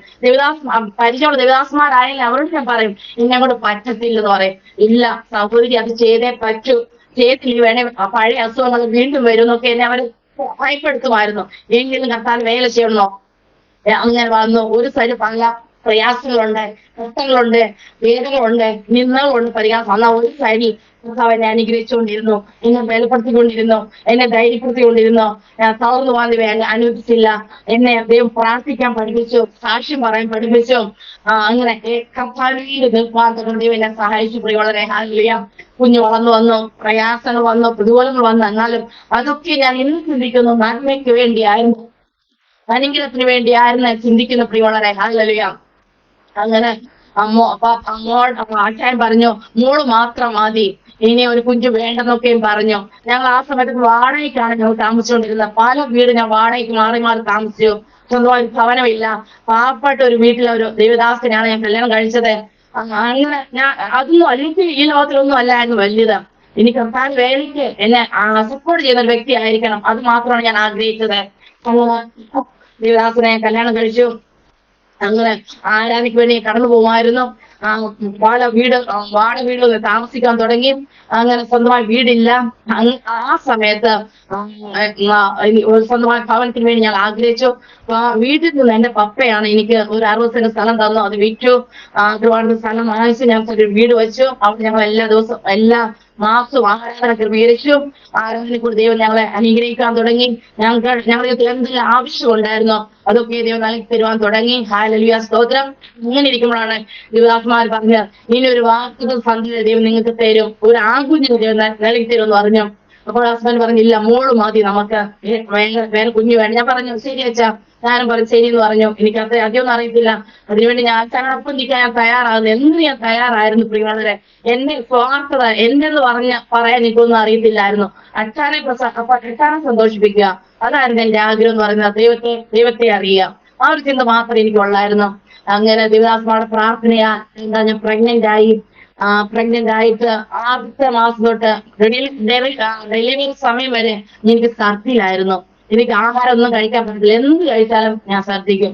അങ്ങനെ ഒരു കണ്ടീഷൻ. എന്റെ അമ്മയില്ല, എന്നെ നോക്കാൻ ആരുമില്ല, എന്നെ അന്വേഷിക്കാൻ ആരുമില്ല, നോക്ക് എന്ത് വേണോ ചോദിക്കാനോ ഒന്നും ആരുമില്ലാത്ത എന്റെ ഹസ്ബൻഡ് ആയാലും മോളെ ഞാൻ ഒത്തിരി സ്നേഹിച്ചിരുന്നു. മോൾക്കൊരു ദോഷം, ഞാൻ പ്രഗ്നന്റ് ആയപ്പോഴത്തേക്ക് എല്ലാവരും പിന്നെ എന്നെ വെറുപ്പാൻ തുടങ്ങി. എന്ന് പറഞ്ഞാൽ ഇനി എനിക്കൊരു കുഞ്ഞ് ജനിച്ചാൽ ആ കുഞ്ഞിനെ നോക്കുമോ, അങ്ങനെ എന്റെ ഹസ്ബൻഡിന് വരെ ഫീലായി, വേദനയായി, ഇനി ഞാൻ നോക്കും. അങ്ങനെ എന്നെ മൈൻഡ് ചെയ്യാത്ത അവസ്ഥ ഇനി പലപ്പോഴും ഫീൽ ചെയ്തിട്ടുണ്ട്. ഹസ്ബൻഡിനോടും ഞാൻ പറയത്തില്ല എനിക്ക് ഇന്ന ആഹാരം പിന്നെ കൊതിയുണ്ട്, ഒന്നും പറയത്തില്ല. എന്നാൽ ഞാൻ ദൈവത്തോട് പ്രാർത്ഥിക്കുമായിരുന്നു. പ്രിയമുള്ളവരെ, ഹല്ലേലൂയ. അങ്ങനെ കുഞ്ഞിനെ 2 മാസം പ്രഗ്നന്റ് ആയിരുന്നപ്പം എനിക്ക് വയറുവേദന ഉണ്ടായി, പിന്നെ സ്ഥലത്തിലുമായി. അങ്ങനെ ആ ദിവസം ഹസ്ബൻഡ് കൊല്ലത്തൊരു മീറ്റിങ്ങിന് പോവുകയാണ്. ബൈക്കിലാണ് യാത്ര ചെയ്യുന്നത്. ഇനി ഒരു പ്ലാസ്റ്റിക് കട്ടൻ കാപ്പി ഉണ്ടാക്കി വെച്ചു പോയി. വേറൊരു ബ്രദറും കൂടെ പോയി പകുതി ആയപ്പോഴത്തേക്ക് ബൈക്ക് ഇതായി പോയി, ബ്രേക്ക് ഡൗൺ ആയിപ്പോയി. ഇവിടെ തിരിച്ചു വന്നു. അപ്പൊ ഞാൻ ഇവിടെ വെള്ളത്തോട് മഞ്ഞ് പിടിക്കാൻ എന്നെ ആകെ വേറെ ആരുമില്ല. മോളുണ്ട്, മോൾക്ക് 3 വയസ്സായി, 3 വയസ്സ് കഴിഞ്ഞു. മോൾ അടുത്തൊരു വീട്ടിൽ പോവുകയാണ്. കഥ തുറന്നിട്ടിട്ടുണ്ട്. എനിക്ക് കഥ തുറക്കാനൊന്നും പറ്റത്തില്ല. മോൾ ആ വീട്ടിൽ നിൽക്കുന്നു. അങ്ങനെ ഞാന് ഹസ്ബൻഡ് വന്നു. പിന്നീട് ആരും പോകാൻ പറ്റിയില്ല. പിന്നെ ഹസ്ബൻഡ് സ്കൂളിൽ പോയി. ഞാൻ ഒന്നും പറഞ്ഞില്ല. ഞാൻ വയ്യാതെ ഇങ്ങനെ കിടക്കാണ്, എഴുന്നേക്കാൻ പോലും വയ്യ. മോൾ എവിടെ പോകുന്നോ എടുക്കുന്ന എനിക്കറിയില്ല. മോൾക്ക് എന്നെ സംബന്ധിച്ചാലും എനിക്കാണ് കുറ്റം, എനിക്കൊന്നും മനസ്സിലാകുന്നില്ല അവസ്ഥ. നാട്ടിലിരിക്കുന്ന ഇന്ന് പപ്പയെ ഞാൻ വിളിക്കുന്ന പപ്പയ്ക്ക് തോന്നിയെന്ന് പറഞ്ഞു. പിന്നെ പപ്പാന്ന് ഞാൻ വിളിക്കുന്ന തോന്നിയത്. പപ്പ ആ സമയത്ത് ഒരു 3 മണിയായപ്പോ ചൂരൽ കസാരയും കുറെ സാധനമായിട്ട് എന്നെ കാണുവാൻ വന്നു. പ്രിയമുള്ളവരെ, ഹല്ലേലൂയ. അത് തുറന്നിട്ട് എപ്പോഴും സംസാരിക്കാൻ പോലും ശേഷിയില്ല. പപ്പ എന്നെ കണ്ടു പറയാം, മലേറിയ വല്ലതും ആയിരിക്കും, എന്ത് ജോർജ് കുട്ടി എവിടെയാണെന്ന് ചോദിച്ചാൽ പപ്പ ഒത്തിരി എന്നെ വഴക്ക് പറയാൻ തുടങ്ങി. നിന്നെ ഈ കണ്ടിട്ട് പോയോ എന്ന് ചോദിച്ചു. പിന്നീട് അച്ഛൻ വന്നു, എന്നെ ഹോസ്പിറ്റലിൽ കൊണ്ടുപോയി. ഡോക്ടർ പറഞ്ഞു, എന്നെ ചെക്കപ്പ് ചെയ്യുന്ന ഡോക്ടർ പറഞ്ഞു 1000 രൂപയോളം ആന്റിബയോട്ടിക് കഴിക്കണം, ചിലപ്പോ കുഞ്ഞ് ആഘോഷമാകാൻ സാധ്യതയുണ്ട്, അല്ലെങ്കിൽ കുഞ്ഞ് അംഗവൈകല്യം കുഞ്ഞായിട്ടായിരിക്കും ജനിക്കുന്നൊക്കെ പറഞ്ഞു. ഞാൻ മരുന്ന് കഴിച്ചു, അസൗഖ്യമായി. ഞാൻ എപ്പോഴും വൈകിട്ട് കാര്യം വെച്ചിട്ട് പറയും, ആരോഗ്യമുള്ള ഒരു കുഞ്ഞിനെ തരണം. ആണായാലും പെണ്ണായാലും കറുത്തായാലും വെളുത്തായാലും എന്തായാലും ആരോഗ്യമുള്ള കർത്താവിന് വേലയ്ക്കുള്ള ഒരു കുഞ്ഞിനെ തരണേന്ന് ഞാൻ ഒരു മിഷണറി ആയി പോകാൻ താഴ്ച ഒരു കുഞ്ഞിനെ തരണേ ഞാൻ പ്രാർത്ഥിച്ചുകൊണ്ടിരുന്നു. പ്രിയമുള്ളവരെ, അല്പം പറയട്ടെ 8 മാസമായപ്പോൾ ഡോക്ടർ പറഞ്ഞു 1 മാസമെങ്കിലും ഹോസ്പിറ്റലിൽ കിടക്കണം എന്ന് പറഞ്ഞു. പല ചെക്കപ്പ് ചെയ്യണമെന്ന് പറഞ്ഞ് എന്റെ കാലിൽ നീര് വെക്കുവാൻ തുടങ്ങി. ഞാൻ ആഹാരം കഴിക്കുന്നില്ല. അങ്ങനെ പറഞ്ഞിട്ട് ഞാൻ ഡിസംബർ 14 ഡോക്ടർ ഡേറ്റ് പറഞ്ഞത്. ഡിസംബർ 4 ഇനി ചെറിയ സിംറ്റം ഉണ്ട്, ബ്ലീഡിങ് പോലും വന്നോ. എനിക്ക് നേരെ മൂത്ത് ചേച്ചിക്കാണ്, ഈ 2 ആൺപിള്ളേരാണ്. എന്നോട് പറഞ്ഞു നീ വേഗം ഹോസ്പിറ്റലിൽ പോകും, ആൺകുഞ്ഞായിരിക്കും അങ്ങനെ പറഞ്ഞ് ഹോസ്പിറ്റലിൽ പോയി. ഭയങ്കര പെയിനൊന്നും ഇല്ല. എനിക്ക് രാത്രിയായി. ഡോക്ടർ പറഞ്ഞു എന്റെ ചേച്ചി ചേട്ടൻ വന്നു ഹോസ്പിറ്റലിൽ വന്നിട്ട് പറയാം ഷീമെ വിളിച്ചോണ്ട് പോകാം, ഇന്ന് ഡെലിവറി ഇല്ല, ഇനി സമയം ഉണ്ടല്ലോ എന്ന് പറഞ്ഞു. ഞാൻ ഹോസ്പിറ്റലിൽ തീരുമാനം, ഞാൻ പോവുകയാണ് കുഞ്ഞുമായിട്ട് ഞാൻ പോകും, അല്ലാതെ ഞാൻ പോകത്തില്ല, ഞാൻ തീരുമാനം എടുക്കുകയാണ്. എനിക്ക് ഈ രാത്രി തന്നെ തരണം, ഈ നല്ല ഗുളികൾ തരണമെന്ന് ഞാൻ ദൈവം പ്രാർത്ഥിക്കാൻ തുടങ്ങി. അല്പം എന്ന് പറഞ്ഞിട്ട് ഞാൻ അതേപോലെ എനിക്ക് അമ്മയില്ല, ആരുമില്ല, എന്റെ സങ്കടം കാണാൻ എനിക്ക് ആരുമില്ല. യേശപ്പനാണ് അമ്മയെന്ന് പറഞ്ഞ് പറയാൻ തുടങ്ങി. അല്പം എന്ന് പറഞ്ഞിട്ട് എനിക്ക് തടിയില്ല, എനിക്ക് വളരെ പെയിനായി. ഡോക്ടർ വന്നു, എന്നെ എളുപ്പം ലേബർ റൂമിലേക്ക് കൊണ്ടുപോയി, എളുപ്പം എല്ലാം ചെയ്തു. എനിക്ക് ഇഞ്ചക്ഷൻ വെക്കാൻ വേണ്ടി എല്ലാം ആക്കി വെച്ചിട്ട് പെയിൻ വരാൻ വേണ്ടി അതൊന്നും യൂസ് ചെയ്യേണ്ടതായിട്ട് വന്നില്ല. രാത്രിയിലായപ്പോ നോർമലായി ഡെലിവറി നൽകി തന്നു. ആരോഗ്യമുള്ള കുഞ്ഞിനെ, ആ കുഞ്ഞിന് 3.5 കിലോ ഉള്ള കുഞ്ഞിനെ നൽകി തന്നു. മാനിച്ച് സ്തോത്രം. അതൊക്കെ ഓർമ്മ നന്ദിയുണ്ട് ദൈവത്തോട്, സ്നേഹമുണ്ട് ദൈവത്തോട്. ഹല്ലേലൂയ. ഡോക്ടർമാർ വീട്ടിലെത്തി അംഗവൈകല്യമുള്ള കുഞ്ഞായിരിക്കും എന്നാലും എന്റെ ദൈവം ഒരു അംഗവൈകല്യമില്ല അത് കുഞ്ഞിനെ നൽകുന്നു. മാനിച്ച് പ്രിയമുള്ളവരെ, ഹല്ലേലൂയ. ആ കുഞ്ഞിനെ കത്താലിച്ചു. അതേസമയം കുഞ്ഞിന്റെ മർമ്മസ്ഥാനത്ത് വെള്ളം കെട്ടിക്കിടക്കുന്ന ഒരവസ്ഥ ഉണ്ടായിരുന്നു. അതിന് ഡോക്ടർ പറഞ്ഞു ഓപ്പറേഷൻ ചെയ്യണം, 1 വയസ്സാകുന്നതിന് ഓപ്പറേഷൻ ചെയ്യുമെന്ന് പറഞ്ഞു. അപ്പോൾ ലവാർക്കുസിലെ സഹോദരന്മാരൊക്കെയും പ്രാർത്ഥിക്കാൻ വേണ്ടി വരും. ആ സമയത്ത് പ്രാർത്ഥിപ്പിക്കും. ഞാനും കരം വെച്ച് പ്രാർത്ഥിച്ചേമേ കൊച്ചിന് വേഗത്തെ കത്തി വെക്കാൻ അനുവദിക്കല്ലേ യേശപ്പ, അല്ലാതെ യേശപ്പ സൗഖ്യമാക്കണേന്ന്. അന്നത്തെ ഞാൻ എന്നും ഉള്ളതിൽ അന്ന് എനിക്ക് ഉണ്ടായിരുന്നു എന്ന് പറഞ്ഞാൽ അതുപോലെ എന്റെ അപ്പൻ എന്നെ സ്നേഹിച്ചിരുന്നു, ഞാൻ പോലും അറിയാതെ. എല്ലാവർക്കും ഉണ്ടായി. നമുക്ക് പ്രാർത്ഥിക്കാതെ തന്നെ ദൈവനെ ഒത്തിരി അനുഗ്രഹിച്ചിട്ടുണ്ട്, ഒത്തിരി സ്നേഹിച്ചിട്ടുണ്ട് ദൈവം. ഇന്ന് ഞാൻ അയവറക്കാറുണ്ട് പ്രിയമുള്ളവരെ. അല്ലെങ്കിൽ ആ കാലത്ത് അറിയില്ലായ്മ കാലത്ത് ആരോഗ്യമില്ലാത്ത സ്ഥാനത്ത് ദൈവം എന്നെ കയ്യിൽ കണ്ണിലെ കൃഷ്ണമണി പോലെ അവനെ കരുതി താങ്ങി. കുഞ്ഞിനെ 1 വയസ്സാകുന്നതിന് മുമ്പ് ഓപ്പറേഷൻ ചെയ്തതായിട്ട് വന്നില്ല, പൂർണ്ണ സൗഖ്യം കൊടുത്തു പ്രിയമുള്ളവരെ. അതിനുശേഷം കുഞ്ഞിന്റെ നെഞ്ചിൽ ഒരു മുഴയുണ്ടായിരുന്നു, അതുപോലെ കുഞ്ഞിന്റെ ചുണ്ടിൽ നല്ല കറുത്ത ചുണ്ടായിരുന്നു. അങ്ങനെ അപ്പൊ ആരോ പറഞ്ഞു കുഞ്ഞ് ഹാർട്ടിന് പ്രശ്നമുണ്ട് അങ്ങനത്തെ പറഞ്ഞു. അപ്പൊ ലവാർക്കുന്നിലാണ് ഞങ്ങൾ പോയിക്കൊണ്ടിരിക്കുന്നത്. ക്യാമ്പ് ഞാൻ പോയി പ്രാർത്ഥിക്കാൻ വേണ്ടി പോയി. ക്യാമ്പ് നടക്കുമ്പോൾ ഞങ്ങൾ കുറെ സൗജന്യമായിരുന്നു പ്രാർത്ഥിക്കും. അത് കുഞ്ഞ് എന്റെ മടിയിൽ കിടക്കുകയാണ്. കുഞ്ഞിന് വേണ്ടി ഞാൻ രോഗശാന്തി വരുന്ന ക്ലാസ് ഒരു ദിവസം എടുത്തോണ്ടിരുന്നപ്പോ കുഞ്ഞിന്റെ നെഞ്ചിനോട് ഞാൻ കാര്യം വെച്ച് ഞാൻ പ്രാർത്ഥിക്കാൻ ദൈവമേ അങ്ങ് കുഞ്ഞിനെ സൗഖ്യമാക്കണം എന്ന് പറഞ്ഞ പ്രാർത്ഥിച്ച് ഞാൻ വിട്ടു. ഞാൻ മറന്നുപോയി ആ കാര്യം. അവർക്ക് വന്നപ്പോ എന്റെ ഹസ്ബൻഡ് പറഞ്ഞു നോക്ക് മോന്റെ നെഞ്ചിൽ ആ മഴ കാണുന്നില്ലെന്ന്. അപ്പോൾ നോക്കും ഞാനും മനസ്സിലാക്കിയത് മഴ ദൈവം എടുത്തു മാറ്റി കുഞ്ഞിനെ ചുമന്ന് വരുവാനിടയായി. ഹല്ലേലൂയ. അതെ, നമ്മുടെ ദൈവം ആരാണ്? സൗഖ്യദായകനാണ്. ഞാനും നിങ്ങൾ സേവിക്കുന്ന ദൈവം സൗഖ്യദായകൻ, സൗഖ്യം മതിയായ ദൈവം. നമ്മുടെ ഏത് പ്രശ്നമായാലും അതിന്റെ കർത്താവിന്റെ കാര്യം ഇറങ്ങി വരും, സാന്നിധ്യം ഇറങ്ങി വരും. അത്ഭുത തരുവാൻ ശക്തനാണ് ദൈവം. സൗഖ്യമാക്കിയാൽ സൗഖ്യം ആക്കുന്ന പരമ വൈദ്യനാണ് ഞാനും നിങ്ങൾ സേവിക്കുന്ന ദൈവം എന്ന് പറയുന്നത്. അല്ലെങ്കിൽ സ്തോത്രം. അതിനുശേഷം മോൻ 5-ോ 6-ോ പഠിക്കുമ്പോഴാണ് കുഞ്ഞിന്റെ യൂറിൻ പാസ് ചെയ്യുന്നിടത്ത് തൊലി വന്ന് അടയുന്ന അവസ്ഥ. കുഞ്ഞിന്റെ പഴുപ്പുണ്ട്, കുഞ്ഞിന് ഭയങ്കര അദ്വേദന വന്നു. അങ്ങനെ ഞങ്ങള് അവിടെ കാണുന്ന പറഞ്ഞ സ്ഥലത്ത് PG കറി തങ്ങളുടെ മോൻ ഹെബി വർഗീസിന്റെ ആർട്ടിനെ ട്രാൻസ്ലേറ്റ് ചെയ്യാണ് എന്റെ ഹസ്ബൻഡ്. ഞാൻ അവിടെ പ്രാർത്ഥന അച്ഛൻ പറഞ്ഞിരിക്കുക 1.5 നമുക്ക് ഹോസ്പിറ്റലിൽ പോകാം, കുഞ്ഞിനെ ഓപ്പറേഷൻ ചെയ്യാന്ന് പറഞ്ഞോണ്ടിരിക്കുക. ഞാൻ അവിടെ വിശ്വാസത്തിലുള്ള ക്ലാസ്സാണ് ദേവദാസൻ എടുത്തുകൊണ്ടിരിക്കുന്നത്. ദൈവമേ ഹോസ്പിറ്റലിൽ ചെല്ലുമ്പോ ഉണ്ടെങ്കിൽ ഓപ്പറേഷൻ ചെയ്യും, ഡോക്ടർ ഇല്ലെങ്കിൽ ഓപ്പറേഷൻ ചെയ്തെന്ന് ഞാൻ പറഞ്ഞു. ഹസ്ബൻഡ് അതേ പ്രാർത്ഥിച്ച് എന്നോട് പോയി. ഹോസ്പിറ്റൽ ഡോക്ടർ ഇല്ലായിരുന്നു. ഞാൻ ആ ആഴ്ചയിൽ തന്നെ ദൈവം ഇങ്ങനെ പൂർണ്ണമായി സൗഖ്യമാക്കി അത് നോർമലായി തീർന്നു. എനിക്ക് ഇന്നും അതിശയമാണ് കർത്താവ് ഇത്രയും അത്ഭുതം ചെയ്യുമോ എന്ന് എനിക്ക് അതിശയപ്പെടുന്നു. വളരെ ഹല്ലേലൂയ. അങ്ങനെ കുഞ്ഞെ 10ാം ക്ലാസ് പാസ്സായി. 10 കഴിഞ്ഞിട്ട് ഞങ്ങൾ വിചാരിച്ചു കുഞ്ഞിനെ ഞങ്ങൾ എന്ത് ചെയ്തെന്ന് വിചാരിച്ചു. കുഞ്ഞിനെ ഞങ്ങൾ ഡോണാവൂർ സ്ഥലത്ത് സന്തോഷ വിദ്യാലയ പഠിപ്പിക്കാൻ വേണ്ടി വിട്ടു. മിഷണറി സ്കൂളാണ് അവിടെ. തമിഴ്നാട്ടിലെ ഫുഡ് കുഞ്ഞിന് പിടിക്കത്തില്ല, ആഹാരം പിടിക്കത്തില്ല. എപ്പോഴും കുഞ്ഞിന് വയറ്റുവേദനയാണ്, വാരമാണ്. എപ്പോഴും പപ്പ വിളിച്ചത് പപ്പ എനിക്ക് വയ്യ, എനിക്ക് പഠിക്കാൻ പറ്റുന്നില്ല, സ്കൂളിൽ പോകാൻ പറ്റുന്നില്ല, ക്ലാസ്സിൽ പോകാൻ പറ്റുന്നില്ല എന്നൊക്കെ പപ്പയുടെ മോൻ പറയുമായിരുന്നു. അപ്പോഴൊക്കെ ഞങ്ങൾ മോനെ ധൈര്യപ്പെടുത്തും. ഒത്തിരി ആക്സിഡന്റ് വന്നിട്ടുണ്ടെങ്കിൽ മോന് മാത്രം ആക്സിഡന്റ് ലഭിച്ചിട്ടുള്ളത്. ആ സമയത്ത് അവിടുത്തെ പ്രിൻസിപ്പൾ പറഞ്ഞു മോന്റെ സ്കൂളിലെ പേര് ഫ്രാങ്ക് ജോർജ് ആണ്. ഫ്രാങ്ക് ജോർജ്, നീ ഈ സ്കൂൾ നാണക്കേടാകുമോ? ഈ സ്കൂൾ 100% പേർസണലുള്ള സ്കൂളാണ്, നീയായിട്ട് ആളുകൾ എടുക്കുന്ന പറയുമായിരുന്നു എപ്പോഴും. അപ്പൊ അത് കുഞ്ഞിന് വളരെ വേദനയായി തോന്നി. കുഞ്ഞിന് വയ്യെങ്കിൽ പഠിക്കും, +2 എക്സാം സമയത്ത് പറഞ്ഞു ഒക്കെ ഇനി പഠിക്കാൻ പറ്റുന്നില്ല, ഇനി പരീക്ഷ എഴുതാൻ പോകാൻ പറ്റുന്നില്ല, ഭയങ്കര വയറുവേദനയാണ്. അവിടെ ഒരു മലയാള ടീച്ചറുണ്ട്, ആ ടീച്ചർ മോന് വേണ്ടതൊക്കെ ചിലപ്പോ കൊടുക്കുമായിരുന്നു. ആയിട്ടിരിക്കെ ഞങ്ങളൊക്കെ ഇല്ലേ എന്നൊക്കെ പറഞ്ഞ് ഹിന്ദി പഠിപ്പിക്കുന്നു. അങ്ങനെ മോൻ പോയി പരീക്ഷ എഴുതിട്ട് വന്നിട്ട് പറയും, മമ്മി 15 മാർക്കിന്റെ വിട്ടു, 20 മാർക്കിന്റെ ക്വസ്റ്റ്യൻ വിട്ടു, സമയം കിട്ടിയില്ല. സാരമില്ല മോനെ, ദൈവം നോക്കിക്കോളൂ, ദൈവം കരുതിക്കൊള്ളു പറഞ്ഞു മോനെ ധൈര്യപ്പെടുത്തി. ഞങ്ങള് പരീക്ഷ എല്ലാം കഴിഞ്ഞു വീട്ടിൽ വന്നു. മോൻ പറഞ്ഞു ഞാൻ തോറ്റു പോകും പപ്പ, ഇങ്ങനെ വഴിക്ക് പറയുന്ന പറഞ്ഞു. ഞാൻ പറഞ്ഞില്ല മോനെ.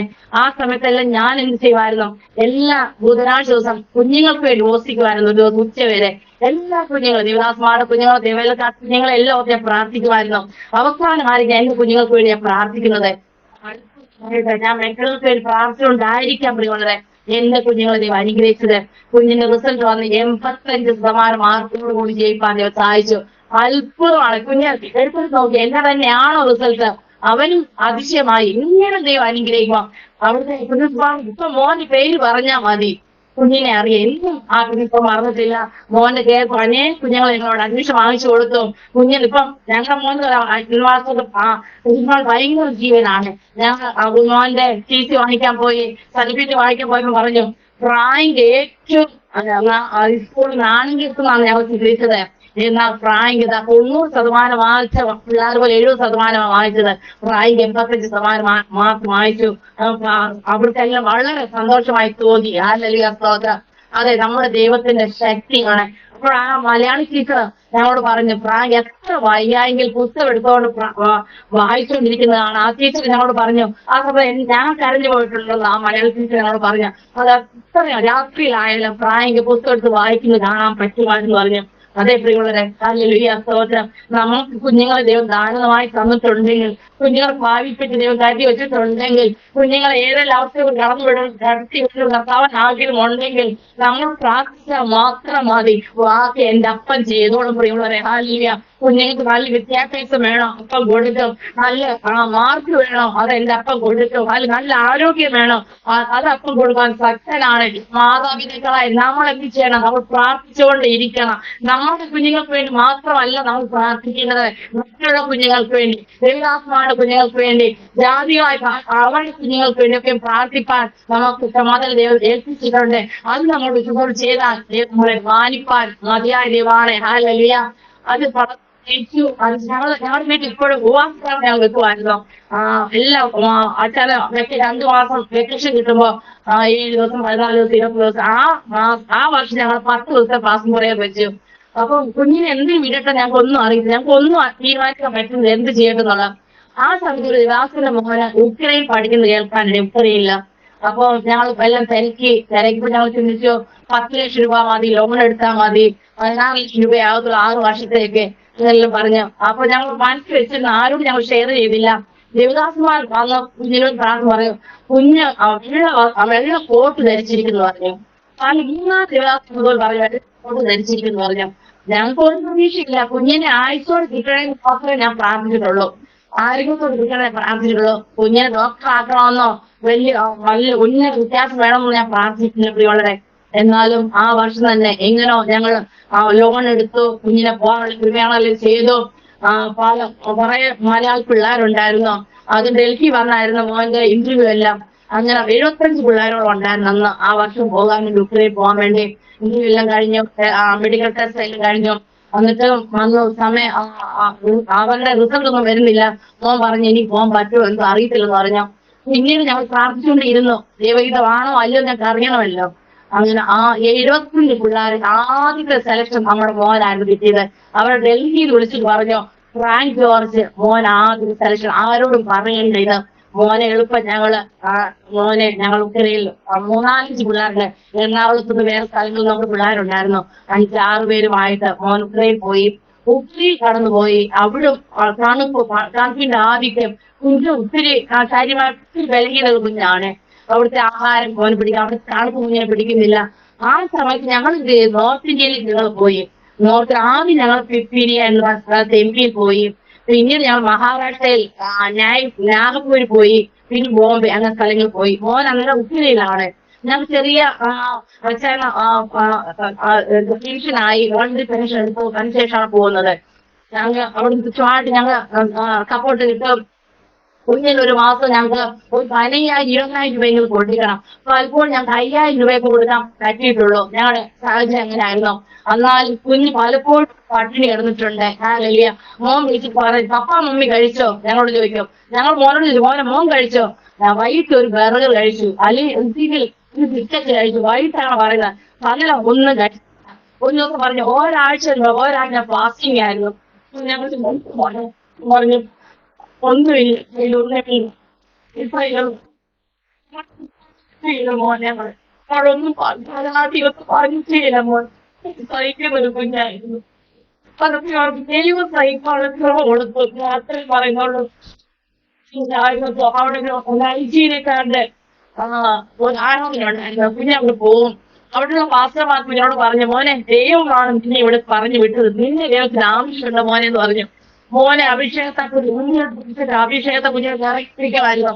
കുഞ്ഞിനെ അഭിഷേകം പ്രാപിച്ചു പോകാൻ മതി എന്ന് പറഞ്ഞിട്ട് ആ ദേവദാസ് മഴനെ പിടിച്ച് കുഞ്ഞിനെ അഭിഷേകത്തെ നിറച്ച് കുഞ്ഞിനെ ക്ലാസ്സിലോട്ട് വിടുന്നത്, ഹോസ്റ്റലിലോട്ട് വിടുന്നത്. അങ്ങനെ പല പ്രൊട്ടക്ഷൻ കുഞ്ഞിന് അവിടെ ഉണ്ടായിരുന്നു. കരുതൽ ദൈവം കുഞ്ഞിന് വേണ്ടി അക്കരയിൽ കരുതി വെച്ചിട്ടുണ്ടായിരുന്നു. ദൈവങ്ങളെ ആരോഗ്യ അങ്ങനെ പോലെ അവിടെ എടുക്കുന്നത്. സൺഡേ ആരാധിക്ക് പോകും. മോൻ വർഷിപ്പ് ചെയ്യും. മോന് ഇൻസ്റ്റിറ്റ്യൂട്ട് മോൻ വായിക്കും. മോൻ വലിയ ഇഷ്ടമാണ് അത് വായിക്കുന്ന, പാടും. അതിനൊക്കെ അവസരങ്ങൾ അവർ കൊടുത്തു. അവിടുത്തെ ഒരു ലീഡറാക്കി മാറ്റി, എസ്എൽസിന്റെ ലീഡറാക്കി മോനെ മാറ്റി.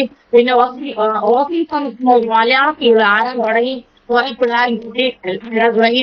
ഒത്തിരി ഹിന്ദുസിനെ എല്ലാം ഈ നൈജീരിയയുടെ ആരാധന മോൻ കൊണ്ടുപോയി. അങ്ങനെ അവിടെ മോൻ ഇതൊക്കെ അവാർഡും കൊടുത്തു. വളരെ മാനിക്കപ്പെട്ടു. അതൊന്നും കുഞ്ഞിന് പഠിക്കാൻ പറ്റുന്നില്ല. 3-ാം വർഷം 6-ാം വർഷം പ്രത്യേക ഒരു എക്സാം ഉണ്ട്. 3-ാം വർഷം എക്സാം പാസ്സായെങ്കിൽ മാത്രമേ 4-ാം വർഷം അവർ ഇരുത്തത്തുള്ളൂ. 3-ാം വർഷമാണ് ഇങ്ങനെ സഭയുടെ ലീഡറായിട്ട് തെരഞ്ഞെടുത്തു. അങ്ങനെ ഒരു മീറ്റിംഗ് ക്രമീകരിച്ചു. സുരേഷ് ബാബു തന്നെ അവരെ ക്ഷണിച്ചത്, അങ്ങനെ ക്രമീകരിച്ചത്. മോൻ പറയും, മമ്മി ഞാൻ ഒന്നും പഠിക്കാൻ എനിക്ക് പറ്റുന്നില്ല, ഞാൻ ഫെയിലായി. മോൻ കർത്താവിന്റെ വേല ചെയ്യല്ലേ, ദൈവം നിനക്ക് നല്ല റിസൾട്ട് തരും, ദൈവം നിനക്ക് നല്ല ബുദ്ധി തരും എന്നൊക്കെ പറഞ്ഞിട്ട് ധൈര്യപ്പെട്ടു ഫോൺ ചെയ്യുമ്പോ അത്ഭുതം പറഞ്ഞ മോൻ എക്സാം എഴുതി. മോൻ 3-ാം വർഷത്തെ വെള്ളൂർ തലത്തിലെ എക്സാം ഉണ്ട്, കോളേജിലത്തെ എക്സാം ഉണ്ട്. രണ്ടും പാസ്സായി. 4-ാം വർഷത്തേക്ക് ദൈവം കുഞ്ഞിനെ കയറ്റി. അങ്ങനെ 6-ാം വർഷമായി. 6-ാം വർഷമായപ്പോഴും കുഞ്ഞിന് എക്സാം സമയത്ത് കുഞ്ഞിന് പല ശാരീരികമായ അസ്വസ്ഥത ഉണ്ടായിരുന്നു, ലഹീനത ഉണ്ടായിരുന്നു. ആഹാരം നല്ലോണം കഴിക്കുന്നില്ല.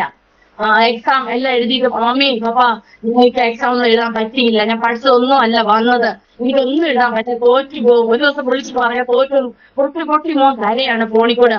ഞങ്ങൾ പറഞ്ഞു, മോനെ പപ്പ പറഞ്ഞു, മോനെ നീ പേടിക്കണ്ട, ഒരു വർഷം നമുക്ക് പഠിക്കാം, പപ്പ വിസ എടുക്കണേ, പപ്പ കഷ്ടപ്പെട്ടല്ലേ എന്നെ വിട്ടത്, എങ്ങനെ മോനും കരയുന്നത് പപ്പയും കരയാം, ഞങ്ങളെല്ലാം കരയാൻ തുടങ്ങി. ഞാൻ മോനോട്, മോനെ കാര്യപ്പെടേണ്ട, ദൈവം പ്രശ്നത്തിന് ദൈവം അത്ഭുതം ചെയ്തില്ലേ, ആ ദൈവം മോന് വേണ്ടി ഈ വർഷം ഈ സമയത്ത് ദൈവം അത്ഭുതം ചേർത്തനാണ്, ഞങ്ങൾ പ്രാർത്ഥിച്ചോളാം മോനെ ഞാൻ പറഞ്ഞു. മോൻ ഭയങ്കര ടെൻഷനാണ്, ജയിക്കുമോ ടെൻഷനായിരുന്നു. എപ്പോഴും വിളിച്ചിട്ട് പറയും, മോൻ പിന്നെ ഫാസ്റ്റിംഗ് എടുക്കാൻ തുടങ്ങി, റിസൾട്ട് വരുന്നത് വരെ മോൻ ഫാസ്റ്റിംഗ് അവിടെ കിട്ടുമെന്ന് പറഞ്ഞു. അവസാനം മോന്റെ റിസൾട്ട് വന്നു. ദിവസം മോൻ പറഞ്ഞു അവൻ റിസൾട്ട് നോക്കാൻ വേണ്ടി പോയില്ല, കൂട്ടുകാരെ വിട്ടപ്പോ പറഞ്ഞു മോന്റെ പേരുണ്ട്, മോൻ റെഡ് ഇടും, ഫെയിലായിട്ട് റെഡ് ആയിരിക്കും ഇങ്ങിടുന്നത്, റെഡ് ഉണ്ടോ നോക്കുന്ന കൂട്ടുകാർ പറഞ്ഞു വിട്ടു. കൂട്ടുകാർ വന്ന് പറയും, മോനെ ഫ്രാങ്ക് ജോർജിന്റെ പേരുണ്ട് പറഞ്ഞു. ഫസ്റ്റ് ക്ലാസ്സോടുകൂടി പാസ് ആകുവാൻ ഇതിനെ സഹായിച്ചു. ആ സമയത്ത് കുഞ്ഞ് പറഞ്ഞു, എക്സാം എഴുതാനിരിക്കുമ്പോ ആരോ ഉള്ളിലിരുന്ന് പറയാണ്, മോൻ ഇത് ചെയ്യേ, ഇത് ചെയ്യേ, ഇത് എഴുതേ, അങ്ങനെ മോൻ ആരോ ഉള്ളിൽ പറയാന്ന്. അതെല്ലാം മോൻ കണ്ണു അടിച്ച് ചേച്ചി പറഞ്ഞു. അതെല്ലാം മോൻ നല്ല മാർക്ക് കിട്ടാൻ ഇടയാക്കി. അതെ, നമ്മുടെ ദൈവം മുന്നിൽ ഇറങ്ങി വരുന്നതുമാണോ? അച്ഛൻ പോയിട്ടുണ്ട്, കൂടിയിരുന്ന കരം പിടിച്ചിരിക്കും ദൈവം പറഞ്ഞത്. ആ മോന്റെ വിഷയത്തിലാണ് ഞാൻ അത്ര വിശ്വസിച്ചത്. മോനും വിശ്വാസമായി. മോൻ പിന്നെ നാട്ടിൽ വന്നു, നാട്ടിൽ കടന്നു വന്നു. ഞങ്ങളും നോക്കിന്റെ വേല ചെയ്യായിരുന്നു പിപ്പിരിയില്. ഞങ്ങൾ ഒരു അനുഭവം പറയാൻ ആഗ്രഹിക്കുന്നു. പിപ്പിരിയില് സഭ വലിയൊരു ചർച്ച ഉണ്ട്, 10-50 വിശ്വാസികളുണ്ടെന്ന് പറഞ്ഞാണ് ഞങ്ങൾ കാർ പിടിച്ചാണ് ഞങ്ങൾ പിപ്പിരിയിൽ വരുന്നത്. 10-20,000 രൂപ വിശ്വാസികൾ സൺഡേ ഞങ്ങൾ വെയിറ്റ് ചെയ്യുന്നുണ്ടെന്ന് പറഞ്ഞു. എനിക്ക് ചെറിയ ഹിന്ദിയൊക്കെ അറിയാമായിരുന്നു, ഹസ്ബൻഡ് ഇംഗ്ലീഷൊക്കെ അറിയാം. ആ ഭാഷ ഞങ്ങൾ അറിയാവുന്ന ഭാഷ വെച്ച് തുടർന്ന് പോകാൻ ചെയ്യാമെന്ന് പറഞ്ഞു. ഞങ്ങൾ ഇങ്ങനെ ഉള്ളിലേക്ക് വരുമ്പോ ഒരു വിശ്വാസവും പറ്റില്ല. വലിയൊരു സഭാ ഹോളുണ്ട്, ആശ്രയിച്ച് ഉണ്ട് എല്ലാം അടിപൊളിയായിട്ട് എല്ലാം ഉണ്ടാക്കിയിട്ടുണ്ട്. കാലം ഒറ്റ വിശ്വാസമില്ല. ഞങ്ങൾ ദൈവമേ എന്ത് ചെയ്യട്ടെ, ഞങ്ങൾക്ക് പരിചയമില്ലാത്തൊരു സ്ഥലം, ആസുഖാറുള്ള സ്ഥലമാണെന്നൊക്കെ പറയുന്നത് കേട്ടിട്ടുള്ളത്. പിപ്പിരിയാന്നുള്ള സ്ഥലം MP-യില്. പിന്നെ ഇത് ഞങ്ങളുടെ സഭ പണിതത് ഒരു ഹിന്ദിക്കാരനാണ്, യാദവ് എന്ന് പറഞ്ഞ ഒരു വ്യക്തിയാണ്.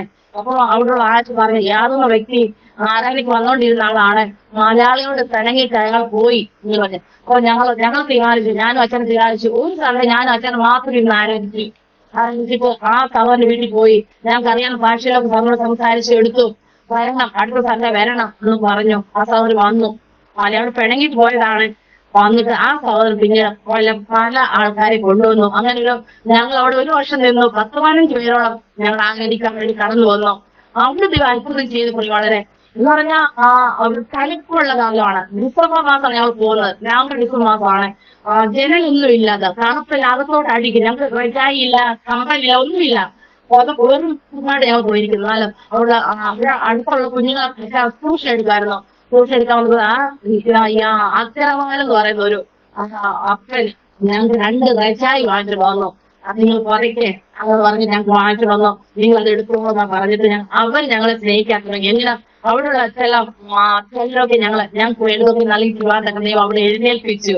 അല്ലെങ്കിൽ സ്തോത്രം. അങ്ങനെ ദൈവം ഞങ്ങൾ അവിടെ പോറ്റി പുലർത്തി. ഞങ്ങളുടെ ആഹാരത്തിനുള്ളത് ഒരു യാക്കോയിൽ ഒരു അച്ചായനുണ്ട്. അച്ഛൻ അവിടെ നാട്ടിലെ പോലെ കൃഷിയാണ്, ചേമ്പ് ചേന എല്ലാം ഉണ്ട്.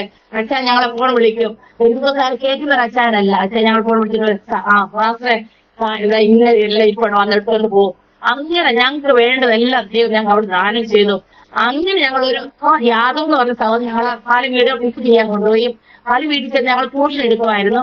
അങ്ങനെ ഒരു വീട്ടിൽ ചെന്നപ്പോഴത്തേക്ക് ഒരു വലിയൊരു കുറിയെല്ലാം തൊട്ട ഒരാള്, അയാൾ ദൈവത്തെ നിരീശ്വരവാദിയായിട്ട് ഭയങ്കര ഇതാണ് പിശാചിനെ ഭരിക്കപ്പെട്ട ഒരു കുടുംബമായിരുന്നു.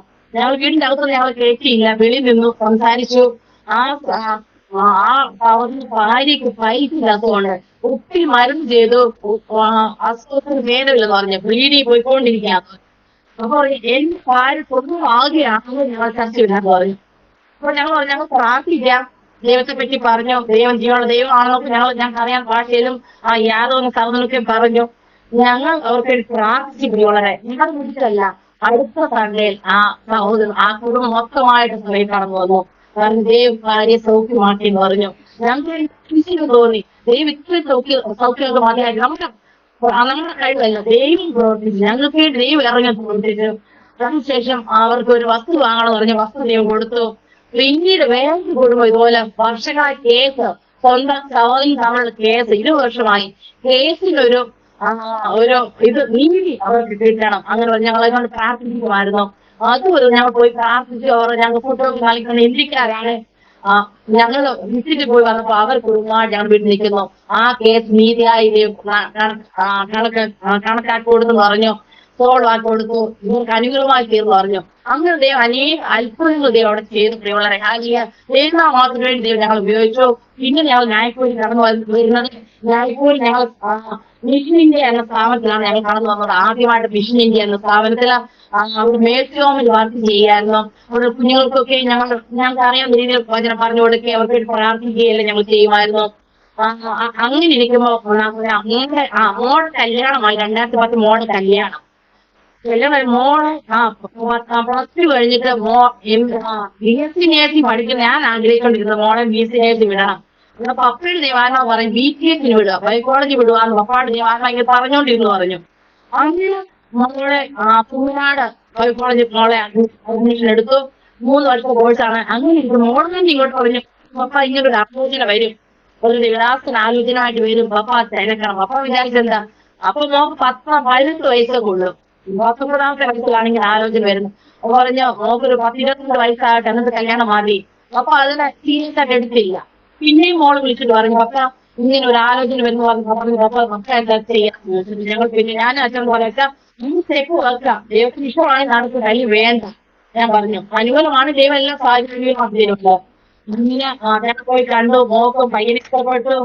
19 വയസ്സുണ്ട് മോക്ക്. മോടെ കല്യാണം കഴിഞ്ഞു. പറഞ്ഞ കൃത്യമാണ് ഹിന്ദുവിന് രക്ഷിക്കപ്പെട്ടു വന്ന മരുമോൻ ഹിന്ദു ആർക്കുകാരനായിരുന്നു. അന്ന് രക്ഷിക്കപ്പെടുന്ന വേല ചെയ്തൊരു വിവാസമാണ്. പിന്നെ അവര് രാജസ്ഥാനിൽ കർത്താൻ വേലയ്ക്ക് വേണ്ടി പോയി. 13 വർഷക്കാലം രാജസ്ഥാനിൽ കർത്താൻ വേല ചെയ്തു. പിന്നെ ഇപ്പൊ കഴിഞ്ഞ വർഷം ഡൽഹിയിലോട്ട് അവർ ട്രാൻസ്ഫർ ആയി വന്നു. 5 വർഷം അവർക്ക് മക്കളില്ലായിരുന്നു. അങ്ങനെ അവർക്ക് 5 വർഷം കഴിഞ്ഞിട്ട് ഒരു മോനെ കൊടുത്തു. അപ്പൊ ഞങ്ങൾ രായ്പൂരിലാണ് വർക്ക് ചെയ്യുന്നത്. അപ്പൊ നമ്മോട് ഡെലിവറി സമയത്ത് ഞാനും രാജസ്ഥാനിൽ പോയി. അപ്പൊ എനിക്ക് ഹൈ ബ്ലീഡിങ് ഞങ്ങളോട് പറഞ്ഞു എനിക്ക് ബ്ലീഡിങ് എനിക്ക് വരാൻ പറ്റത്തില്ല. എന്നാൽ അവർക്ക് ഞാൻ പിന്നെ പോയിട്ട് അവിടുത്തെ ജോലിയെല്ലാം ചെയ്യണം, ഇരിക്കണം. ഞാൻ കുറച്ചിടങ്ങളിൽ കൂടി കടന്നു പോകാനായിട്ട് വന്നു. ഒത്തിരി പ്രയാസം അനുഭവിച്ചു. ആദ്യം ഞങ്ങളോട് പറഞ്ഞില്ല. അവസാനം ഇങ്ങോട്ട് പറഞ്ഞു മോളെ ഞാൻ പിടിച്ചിട്ട് മരിച്ചു പോയെന്ന് വരും. ഞാൻ പറഞ്ഞു എനിക്ക് ശരീരം ആരോഗ്യ BP ഹൈ ആയി, ഞാൻ വീണ് പോകുന്നതൊക്കെ എനിക്ക് സ്റ്റേജ് ആയി. ഇപ്പോഴത്തെ ഞാൻ പറഞ്ഞു കണ്ടീഷൻ.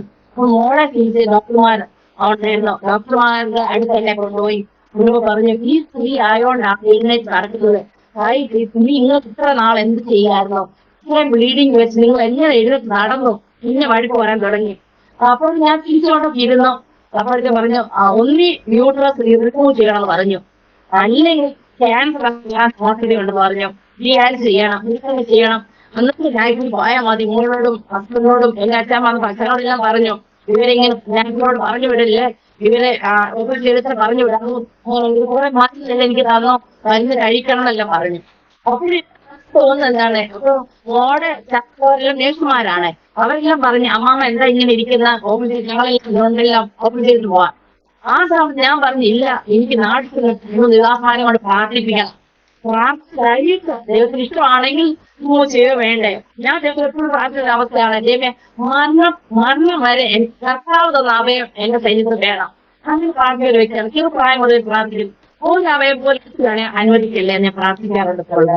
അത്ഭുതമായിട്ട് ഞാൻ നാട്ടിൽ ചെന്ന് ഒരു ദേവാസനെ കണ്ട് പ്രാർത്ഥിച്ചു. എന്റെ വിഷയം ദേവദാസം പ്രാർത്ഥിച്ചിരിക്കുന്ന ആ സമയത്ത് ഞാൻ ബ്ലീഡിംഗ് ആയിട്ട് പോവുകയാണ്. ദേവദാസ് പ്രാർത്ഥിച്ചിരിക്കുന്ന ആ സമയത്ത് ദേവദാസ് പറഞ്ഞു നല്ലൊരു വൃക്ഷം വന്നുപിടി, ആ വൃക്ഷത്തെ നശിപ്പിക്കണം പിശാചിനെ. ആ വൃക്ഷത്തെ നശിപ്പിച്ച വീട് തകരും. ഇതിനെ നശിപ്പിക്കാൻ വേണ്ടി കാത്തിരിക്കുകയാണ്. അതിനെ പിശാചിനെ പരിക്കൊള്ളതല്ല. പിന്നെ ശക്തമായി പ്രാർത്ഥിച്ചു. ആ സ്പോട്ടിൽ തന്നെ എന്റെ ബ്ലീഡിങ് സ്റ്റോപ്പായി പോകാതെ എനിക്ക് ഇന്നും അതിശയമാണ്. ഡോക്ടർമാർ പറഞ്ഞു ക്യാൻസർ ആ സാധ്യതയുടെ വരാൻ വരും മരുന്ന് കഴിക്കണമെന്നൊക്കെ പറയും. 3 മാസം മരുന്ന് ഞാൻ കഴിച്ചില്ല.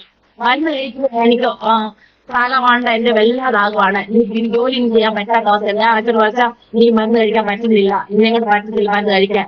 പറഞ്ഞു എന്റെ സൗഖ്യമാണ്. 2016 ഈ സംഭവം. ഇന്ന് വരെ ആ ബ്ലീഡിങ് വന്നിട്ടില്ല. ദൈവം സൗഖ്യമാക്കി, ദൈവനെ വിടുവിച്ചു. മരുന്ന് കഴിക്കാനായിട്ട് വന്നില്ല. അതെ, നമ്മുടെ ദേവാലയം സൗഖ്യദായകനാണ്. മക്കൾക്കും എല്ലാം ഭയങ്കര അതിശയമായി തീർന്നു. ഹല്ലേലൂയ, സ്തോത്രം. അതിനുശേഷം ഞങ്ങൾ മോടെ ആദ്യം കഴിഞ്ഞിട്ട് മോടെ അടുത്ത് വന്നു. ഞങ്ങൾക്ക് നാട്ടിൽ പോയി മോനെ ഇന്ത്യയിൽ എക്സാം എഴുതണം. ഇന്ത്യയിൽ എക്സാം എഴുതുന്ന സമയത്ത് ഞങ്ങൾ നാട്ടിൽ ഷാരോയിൽ വർക്ക് ചെയ്യാണ്. കാർമയിലാണ് ഞങ്ങൾ ഇരിക്കുന്നത്. മോന് വളരെ കഴിവ് ബലഹീനതയോടെയാണ് കടന്നു വന്നത്. മോന് പഠിക്കാൻ വേണ്ടി 3 മാസം അവൾ കോച്ചിങ്ങിന് പോയി. കോവിഡ് കാലഘട്ടമായി, 20 കാലഘട്ടം കോവിഡ് കാലഘട്ടമായി. വീട്ടിൽ നിന്ന് പഠിച്ചു. ഞങ്ങൾ പാർട്ടിയിൽ വന്ന് ചെറിയ ഇടുങ്ങിയൊരു പാർട്ടിയിലാണ്. ഭയങ്കര പ്രയാസം.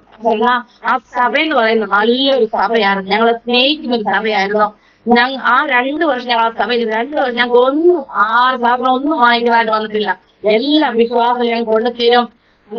PG പുസ്തകം വായിക്കാൻ ഞാൻ ചിന്തിക്കും. PG ഇങ്ങനെ സാധ്യത ഇങ്ങനെ സാധനം വന്നു വിശ്വസിക്കാൻ കഴിയത്തില്ലായിരുന്നോ? എന്റെ അവസ്ഥ ഞാൻ വിശ്വസിക്കാൻ തുടങ്ങി. ഞങ്ങൾ ആ സ്റ്റെപ്പ് വെച്ച് ആ നിമിഷം ഞങ്ങൾ അവിടേക്ക് ചാർജ് എടുത്ത് തരുന്ന ആ സമയത്ത് ഞാൻ കഥ തുറക്കുന്നപ്പോഴത്തേക്ക് ഒരു ചാക്ക് നിറയെ സാധനം തുറന്നു നോക്കി അരി, അത് ഇത്, ഉപ്പ്, കടി എല്ലാം വൈറ്റുണ്ട്, സോപ്പ്. അന്ന് മുതൽ ഞങ്ങൾ അവിടുന്ന് 2 വർഷം കഴിയുന്നിടം വരെ ഞങ്ങൾക്ക് വേണ്ടതെല്ലാം ആ സമയം നൽകി തന്നിട്ടുള്ളവരെ.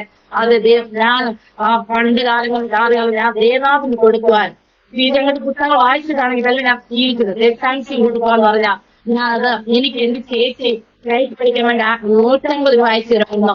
അതിന് 50 രൂപ ഞാൻ PG അയച്ചു കൊടുക്കുമായിരുന്നു. ബാക്കി ഞാൻ 25 രൂപ ടൈപ്പ് പഠിക്കാൻ.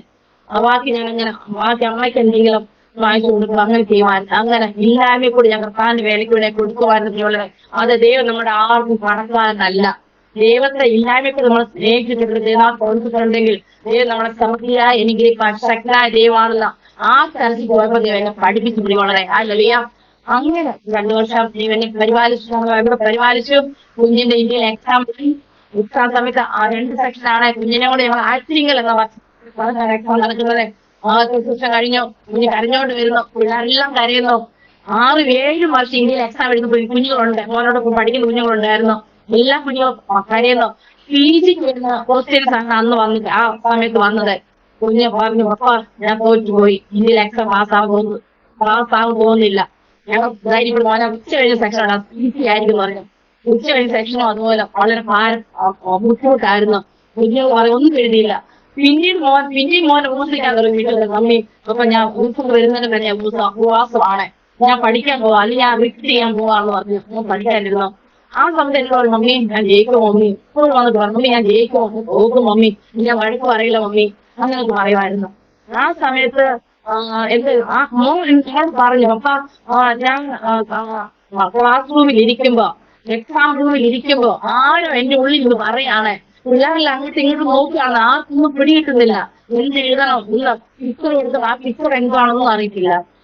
മമ്മി എന്റെ ഉള്ളിൽ ഇതോ എന്നോട് പറയാണ്, ഇത് ഒബ്ജക്റ്റീവ് ടൈപ്പ് ആയിരുന്നു, അതില്ല പറഞ്ഞത് ഞാൻ കണ്ണുപടി ചെക്ക് ചെയ്തോ മമ്മി, എനിക്കറിയില്ല തെറ്റോ ശരിയൊന്നും എനിക്കറിയില്ല പറഞ്ഞു. ഇങ്ങനെ മോന്റെ റിസൾട്ട് ആഴ്ച കടന്നു വന്നു. മോനെ 18,000 പിള്ളേർ ആ വർഷം പരീക്ഷ എഴുതി. 1,500 പിള്ളേരാണ് ജയിച്ചത് ആ വർഷം. അതില് മോൻ ഒരുപാട് 300 പിള്ളേരായിരുന്നു, അതിൽ 10 പിള്ളേരാണ് ജയിച്ചത്. അത് 10ാമത് അകത്തായിട്ട് മോന് നല്ല റിസൾട്ട് നൽകി കൊടുത്തു. മോൻ ഒരു സബ്ജക്ട് പഠിക്കാതെ പോയ സബ്ജക്ട് 30 മാർക്കില്ല, മോൻ 28 മാർക്ക് കിട്ടി. മോൻ പറയും മമ്മി എനിക്ക് അതിശയം മമ്മി എങ്ങനെ മാർക്ക് കിട്ടി എന്നുള്ളത്. പിന്നെ ഡൽഹിയിലുള്ളവർ മോനെ വിളിച്ചു, മോൻ എങ്ങനെ മോനെ പരീക്ഷ പാസ്സായത്, ഒന്ന് ക്ലാസ് എടുക്കാൻ പറ്റും. ഡൽഹിയിൽ വന്ന അങ്ങനെ അവിടുന്ന് മോൻ അവാർഡ് കൊടുത്തു. അതെ, നമ്മുടെ ദൈവത്തിന്റെ ശക്തി നമ്മൾ ഒന്നുമല്ല. നമ്മൾ പലപ്പോഴും മാനുഷികം ചിന്തിക്കാറുണ്ട്, അങ്ങനെ നമുക്കിന്റെ പരാജയം തോന്നും. എന്നാ ദൈവാലയങ്ങളിലേക്ക് നമ്മൾ വിട്ടുകൊടുത്ത നമ്മളെ നമ്മുടെ കുഞ്ഞുങ്ങളെ കർത്താവിന്റെ അറിവിലേക്ക് വിട്ടുകൊടുത്ത കർത്താവ് ചെയ്യേണ്ടത് അതാസമയം ചെയ്യുന്ന ദൈവമാണ്. വാക്യം കർത്താവിൽ നമ്മൾ മാനിക്കണം, കർത്താവിൽ നമ്മൾ ആശ്രയിക്കണം, കർത്താവ് പറ്റി നിൽക്കണം, കർത്താവ് കർത്താവിനെ നമ്മൾ അനുസരിക്കണം. അത് മാത്രം നമ്മൾ ചെയ്താൽ മതി. സമയം നമ്മൾ ഒഴിഞ്ഞാൽ നടക്കണം, പ്രാർത്ഥിക്കണം. നമുക്ക് ചെറിയ പ്രാർത്ഥന അറിയത്തുള്ളായിരിക്കും, മതി, അത് മതി. നമ്മൾ ദൈവത്തിലായിരിക്കണം, സത്യസന്ധരായിരുന്ന ദൈവം ഇറങ്ങി സെക്ഷനാണ്. കുഞ്ഞിനെ ദൈവം റിസൾട്ട് കൊടുത്തു. അതിനുശേഷം മോനെ ജനറൽ ഹോസ്പിറ്റലില് ഇന്റേൺഷിപ്പിന് വേണ്ടി മോന് കോള് വന്നു. ആ രാത്രി മോന് കോവിഡ് പോസിറ്റീവായി. ആ രാത്രി കോവിഡ് പോസിറ്റീവ്. മോൻ രാത്രി 10 ഞാൻ വീടിന് കരയാൻ തുടങ്ങി. പപ്പ പിന്നെ ഞാൻ പറയുന്നത് പപ്പ എന്റെ ഇന്നൊരു സമാധാനം കണ്ടിട്ടില്ല, എന്റെ ഞാൻ രോഗമുള്ള ശരീരമാണെങ്കിൽ ശരീരം എന്ന് പറയുന്ന എന്റെ നഷ്ടതേ ഉള്ളൂ. പപ്പ ഞങ്ങളുടെ കൂടെ മോൻ കരയാൻ തുടങ്ങി. അങ്ങനെ രാവിലെ ആയി. മോന് കോവിഡ് വേണ്ടി കൊണ്ടുപോയി. പപ്പയും മോനാണ് ഇപ്പോഴും യാത്ര ചെയ്യുന്നത്. പപ്പയും മോന് ഭയങ്കര ക്ലോസ് ആയിരുന്നു. കോവിഡ് പോസിറ്റീവ് എന്നെ വിളിച്ച് മാറി, കോവിഡ് പോസിറ്റീവ് ആണ്. മോൻ ഭയങ്കര പപ്പയും മമ്മി പ്രായമായി വരാണ്. പപ്പയ്ക്കും മമ്മിക്ക് കോവിഡ് വരുമ്പോ പപ്പയും മരിച്ചു പോകുമ്പോ മോൻ ചിന്തിക്കും, ഞങ്ങളെ വീട്ടിൽ പോകണം, ഞങ്ങൾക്ക് വീടുണ്ട്, ഞാൻ വീട്ടിൽ ഒറ്റയ്ക്ക് പോയി നിന്നുള്ളൂ. ഞാൻ പറയില്ല മോനെ, നിങ്ങൾക്ക് ആരോഗ്യം വേണം, നിങ്ങൾക്ക് എന്ത് പാസ്പോർട്ട് തരണ്ടേ? ഇല്ല, നിങ്ങൾക്ക് വന്നാൽ നിങ്ങൾക്ക് അസുഖം വരുന്നത്. മോൻ ഭയങ്കര കഴിയാൻ മോനെ, കർത്താവ് അനുവദിക്കാതെ നമ്മൾ പൈസ പറ്റുള്ളൂ. ഞാൻ പറഞ്ഞിട്ട് ഞങ്ങൾ 3 ആഴ്ച ഞങ്ങളുടെ വീട്ടിൽ പോയി. ഒരാഴ്ചയായിട്ട് എനിക്ക് സ്വന്തമായി പനിയായി, എനിക്ക് ഒട്ടും വയ്യ, കിടപ്പായി. ആളായിരുന്നു എനിക്ക് കോവിഡ് വന്ന ഞാൻ തൊടാൻ സാധ്യതയില്ല എനിക്ക്. അങ്ങനെ ഞാൻ മോനത്തെ ഓക്സിജൻ നോക്കി മോൻ ഭയങ്കര പേടിയായി. പിന്നെ എനിക്ക് മോൻ കഴിക്കുന്ന മരുന്നില്ല, വാങ്ങിച്ചെടുത്തുള്ള മരുന്ന് കഴിച്ചിട്ടൊന്നും എനിക്ക് എഫക്റ്റ് ആകുന്നില്ല. എഴുന്നേറ്റ് നടക്കാൻ പറ്റുന്നില്ല, ഞാൻ വീഴുവാണ്, കുഴഞ്ഞു വീഴുവാണ്, എനിക്ക് ബോധമില്ലാതാകെ പോവാണ്, കഴിക്കാൻ പറ്റുന്നില്ല, സംസാരിച്ച് നഷ്ടപ്പെട്ടു വരെ. അങ്ങനെ മോൻ എന്നെ കൊണ്ട് ഒരു ദിവസം ഇങ്ങനെ എന്നെ കൊണ്ട് പല ഹോസ്പിറ്റലിൽ പോവുകയാണ്, ഓടി പോവാണ് ഹോസ്പിറ്റലിൽ പലതും. ഒരു ഹോസ്പിറ്റൽ പോലെ എനിക്ക് ഒത്തിരി ഒന്ന് ഹോസ്പിറ്റൽ ഇടാനുള്ള ഇതില്ലായിരുന്നു, ഫുള്ളായിരുന്നു, എല്ലാ ഹോസ്പിറ്റലും ഫുള്ളായിരുന്നു. എന്ത് ചെയ്യട്ടെ, ഞാൻ വാഹനത്തിൽ ഞാൻ മരിച്ചു പോകുന്ന ഞാൻ വിചാരിച്ചു. മോൻ വിചാരിച്ചു മരിച്ചുപോയി. റോഡിലെല്ലാം പോലീസുമാർ ഇങ്ങനെ ഇതുമായിട്ട് നിൽക്കുകയാണ്. മോന് ബോധമില്ലാതെ വണ്ടി ഓടിച്ചു. ഞാൻ കാണുകയാണ് മോന് ബാറ്റേജ് തട്ടി മോന് വണ്ടി മറിഞ്ഞു പോകുന്ന ഞാൻ വിചാരിച്ചു. ഞാനും മോനും ആക്സിഡന്റ് ആവില്ല, അതുപോലെ മോൻ ബോധമില്ല. മമ്മി ഞങ്ങൾ രക്ഷിക്കാൻ മുറിമൂടി ഇരിക്കുക. അങ്ങനെ പത്തനംതിട്ട സ്ഥലത്ത് പ്രൈവറ്റ് ഹോസ്പിറ്റലിൽ പോയി അല്പസമയം എനിക്ക് നോക്കി വന്നു. അവർക്ക് എമർജൻസിയാണ്, എങ്ങനെ രക്ഷപ്പെടുത്തുന്ന എന്നെ പറഞ്ഞു വിട്ടു. ആ സമയത്ത് ഞാൻ തിരിച്ചു വന്നു. പപ്പയ്ക്ക് എന്തൊക്കെ ചെറുതായിട്ട് പനിയൊക്കെ തുടങ്ങി, പപ്പയ്ക്ക് പനി തുടങ്ങി. ആദ്യം പ്രയാസം നോർമലാണ് പപ്പയുടെ. അങ്ങനെ എന്റെ രാത്രി പലർക്ക് ഫോൺ ചെയ്തിട്ട് എവിടെ ലേഡീസിന് വേണ്ടി മാത്രം ഒരു ബെഡുണ്ട്. രാത്രി 12 മണിയായപ്പോ നിന്നെ മോൻ കൊണ്ടുപോയി ഹോസ്പിറ്റൽ വാർഡിലല്ല, ഹോസ്പിറ്റലല്ല, ഒരു റൂമായിരുന്നു. അവിടെ എന്നെ അഡ്മിറ്റ് ചെയ്തു. എനിക്ക് പറ്റുന്നില്ല, ശ്വസിക്കാൻ പറ്റുന്നില്ല, വെള്ളം കുടിക്കാൻ പറ്റുന്നില്ല, വായിൽ ഉണങ്ങി വരികയാണ്. ഓക്സിജൻ തീരുന്നുണ്ട്. ഡോക്ടർമാരെ വിളിക്കാൻ പറ്റുന്നില്ല, നേഴ്സുമാരെ വിളിച്ച് പറയാൻ പറ്റുന്നില്ല, ആരെയും അവിടെ നിർത്തത്തില്ല. അപ്പോഴും അവിടെയുള്ള നേഴ്സുമാർ പറഞ്ഞു 80 കുറയുവാണെങ്കിൽ ഞങ്ങൾ മെഡിക്കൽ കോളേജിലോട്ട് വിടും, മമ്മി വിടും. ഇവിടെ 80 അധികം ഉള്ളിൽ മാത്രം ഇവിടെ എടുത്ത് തന്നു പറഞ്ഞു. അങ്ങനെ മോൻ പറഞ്ഞു മമ്മി പറയണം, രാവിലെ ആകുമ്പോൾ ഞാൻ വരും. ഞാൻ ആ സമയം മോനോട് പറഞ്ഞു മോനെ പപ്പയെ യൂണിവേഴ്സിറ്റി കിട്ടേക്കില്ല, പപ്പയെ ഹോസ്പിറ്റലിൽ എവിടെയെങ്കിലും അഡ്മിറ്റ് ചെയ്യണം മോനെന്ന് പറഞ്ഞു. അങ്ങനെ മോൻ രാവിലെ അഡ്മിറ്റ് ചെയ്ത് അടുത്ത് വന്നു. വീട്ടിൽ തരത്തില്ല, വെളിയിൽ വെച്ച് എന്റെ മോളിൽ മമ്മി ഞാനിവിടെ ഉണ്ടെന്ന് പറഞ്ഞു. ഞാൻ മരണത്തോട് മല്ലി പിടിക്കുകയാണ്. എനിക്കറിയാം ഞാൻ മരിച്ചു പോകുന്ന എനിക്ക് നല്ലോണം അറിയാം, അതുപോലെ ആവുകയാണ്. ആ സമയം വിചാരിച്ചു മോളുടെ കല്യാണം കഴിഞ്ഞാൽ മോള് ഒരുപാട് ജീവിക്കുന്നു, മോന്റെ കല്യാണം ആയിട്ടില്ല, മോനെ ആ നോക്കും. എന്റെ മനസ്സിലാണ് ഇത് മൂന്ന് ചേച്ചി വിളിച്ച് പറയട്ടോ, ചേച്ചി എന്റെ മരിച്ചു പോയ കുഞ്ഞിനെ നോക്കാൻ വേണ്ട. ഇപ്പൊ കുഞ്ഞുങ്ങൾ ജീവിക്കുന്ന ലോകത്തില കുഞ്ഞിനെ ദൈവം കരുതിക്കുന്നു. ദൈവം കുഞ്ഞിന് വേണ്ടി എല്ലാം നൽകിക്കൊടുക്കുന്നുള്ള ആ ദൈവത്തിൽ വളരെ ഹാലിയ പല ദേവാസമാനിക്ക് പ്രാർത്ഥിക്കാൻ തുടങ്ങി. ഒരു ദേവാസനയ്ക്ക് വേണ്ടി പ്രാർത്ഥിച്ചു പറഞ്ഞു, സൗദിയെ നശിപ്പിക്കാൻ വേണ്ടിയാണ് പിശാച് നോക്കുന്നത്. നിന്റെ ആയുസ് ദൈവത്തിന്റെ കാര്യങ്ങളാണ്, നിന്റെ ആയുസ് കർത്താവിന്റെ കാര്യങ്ങളാണ്. കർത്താവ് വിചാരിച്ചെങ്കിൽ മാത്രമേ നിന്റെ ആയുസ് എടുക്കാൻ പറ്റത്തുള്ളൂ. ഹല്ലേലൂയ, സ്തോത്രം. നിന്റെ ആയുസ് നീ മരിച്ചു പോകത്തില്ല. നീ അനേക കണ്ണീര് തുടയ്ക്കാനുള്ളവളാണ്. അനേക കട്ടയിൽ കിടക്കുന്ന നീ ഒരു ആശ്വാസമാകാൻ വേണ്ടി കണ്ടിരിക്കുന്ന വ്യക്തിയാണ്. ഹല്ലേലൂയ, നിന്റെ ശുശ്രൂഷ തുടങ്ങിയിട്ടേ ഉള്ളൂ. അങ്ങനെ പറഞ്ഞു, എന്നെ ധൈര്യപ്പെടുത്തി. എന്നിട്ട് എനിക്ക് വിശ്വസിക്കാൻ കഴിഞ്ഞില്ല. ഇല്ല, ഞാൻ മരിച്ചു പോകും തന്നെയാണ് എന്റെ മനസ്സിൽ. അത്രയും വായി ആരും കഴിക്കുന്നില്ല, വെള്ളം കുടിക്കാൻ പറ്റുന്നില്ല, ആരും എന്റെ അടുത്തില്ല, വെള്ളെടുത്ത് തരാൻ ആരുമില്ല. ആ സമയത്ത് എന്റെ ഉള്ളിൽ ഇങ്ങനെ ദൈവാത്മാവ് വചനം തന്നോണ്ടിരുന്നു, ഞാൻ മരിക്കുകയില്ല, ജീവനോട് ഞാൻ പ്രവർത്തി വന്നിരിക്കും, എന്റെ ക്രൂർ നിനക്ക് മാറ്റി അടിപ്രാസൗഖ്യം വന്നിരിക്കുന്നു. ദൈവത്തെ സ്നേഹിക്കുന്നവർക്ക് നീക്കപ്പെട്ടവർക്ക് നന്ദിക്കായി കൂടി വ്യാപിക്കുന്നു. ആ വചനമൊക്കെ എനിക്ക് തന്നോണ്ടിരുന്നു, എന്നാൽ എനിക്കത് വിൽക്കാൻ പറ്റുന്നില്ല. ഉള്ളിലുണ്ട്, ആ വചനമൊക്കെ തരുന്നുണ്ട്. അങ്ങനെ അങ്ങനെ ഇരിക്കുമ്പോ കൊണ്ടുപോയി റോയൽ ഹോസ്പിറ്റൽ എന്ന് പറയുന്നത് എന്നെ അച്ഛനെയും കൂടെ പോകാൻ ചെയ്തു. അങ്ങനെ അച്ഛൻ ദിവസം കിടന്നു. പിന്നെ അച്ഛൻ വെന്റിലേറ്ററിലോട്ട് മാറ്റി, മെഡിക്കൽ കോളേജിൽ മെഡിക്കൽ കോളേജിലോട്ട് മാറ്റി. അവിടെ ഡോക്ടർ മമ്മോൻ പരിചയമുള്ള ഡോക്ടർമാരെ കണ്ടു. എന്നെ കൈ പിടിച്ചു കൊണ്ടുപോകണം, എന്റെ പ്രാഥമിക ആവശ്യങ്ങളായിട്ട് മോൻ എന്നെ പിടിച്ചിട്ടുണ്ടെങ്കിൽ മാത്രമേ പോയി ഇരിക്കാനോ നല്ല കടലും പറ്റത്തുള്ളൂ. അത് ഒരാളുടെ സഹായം എനിക്ക് വേണമായിരുന്നു.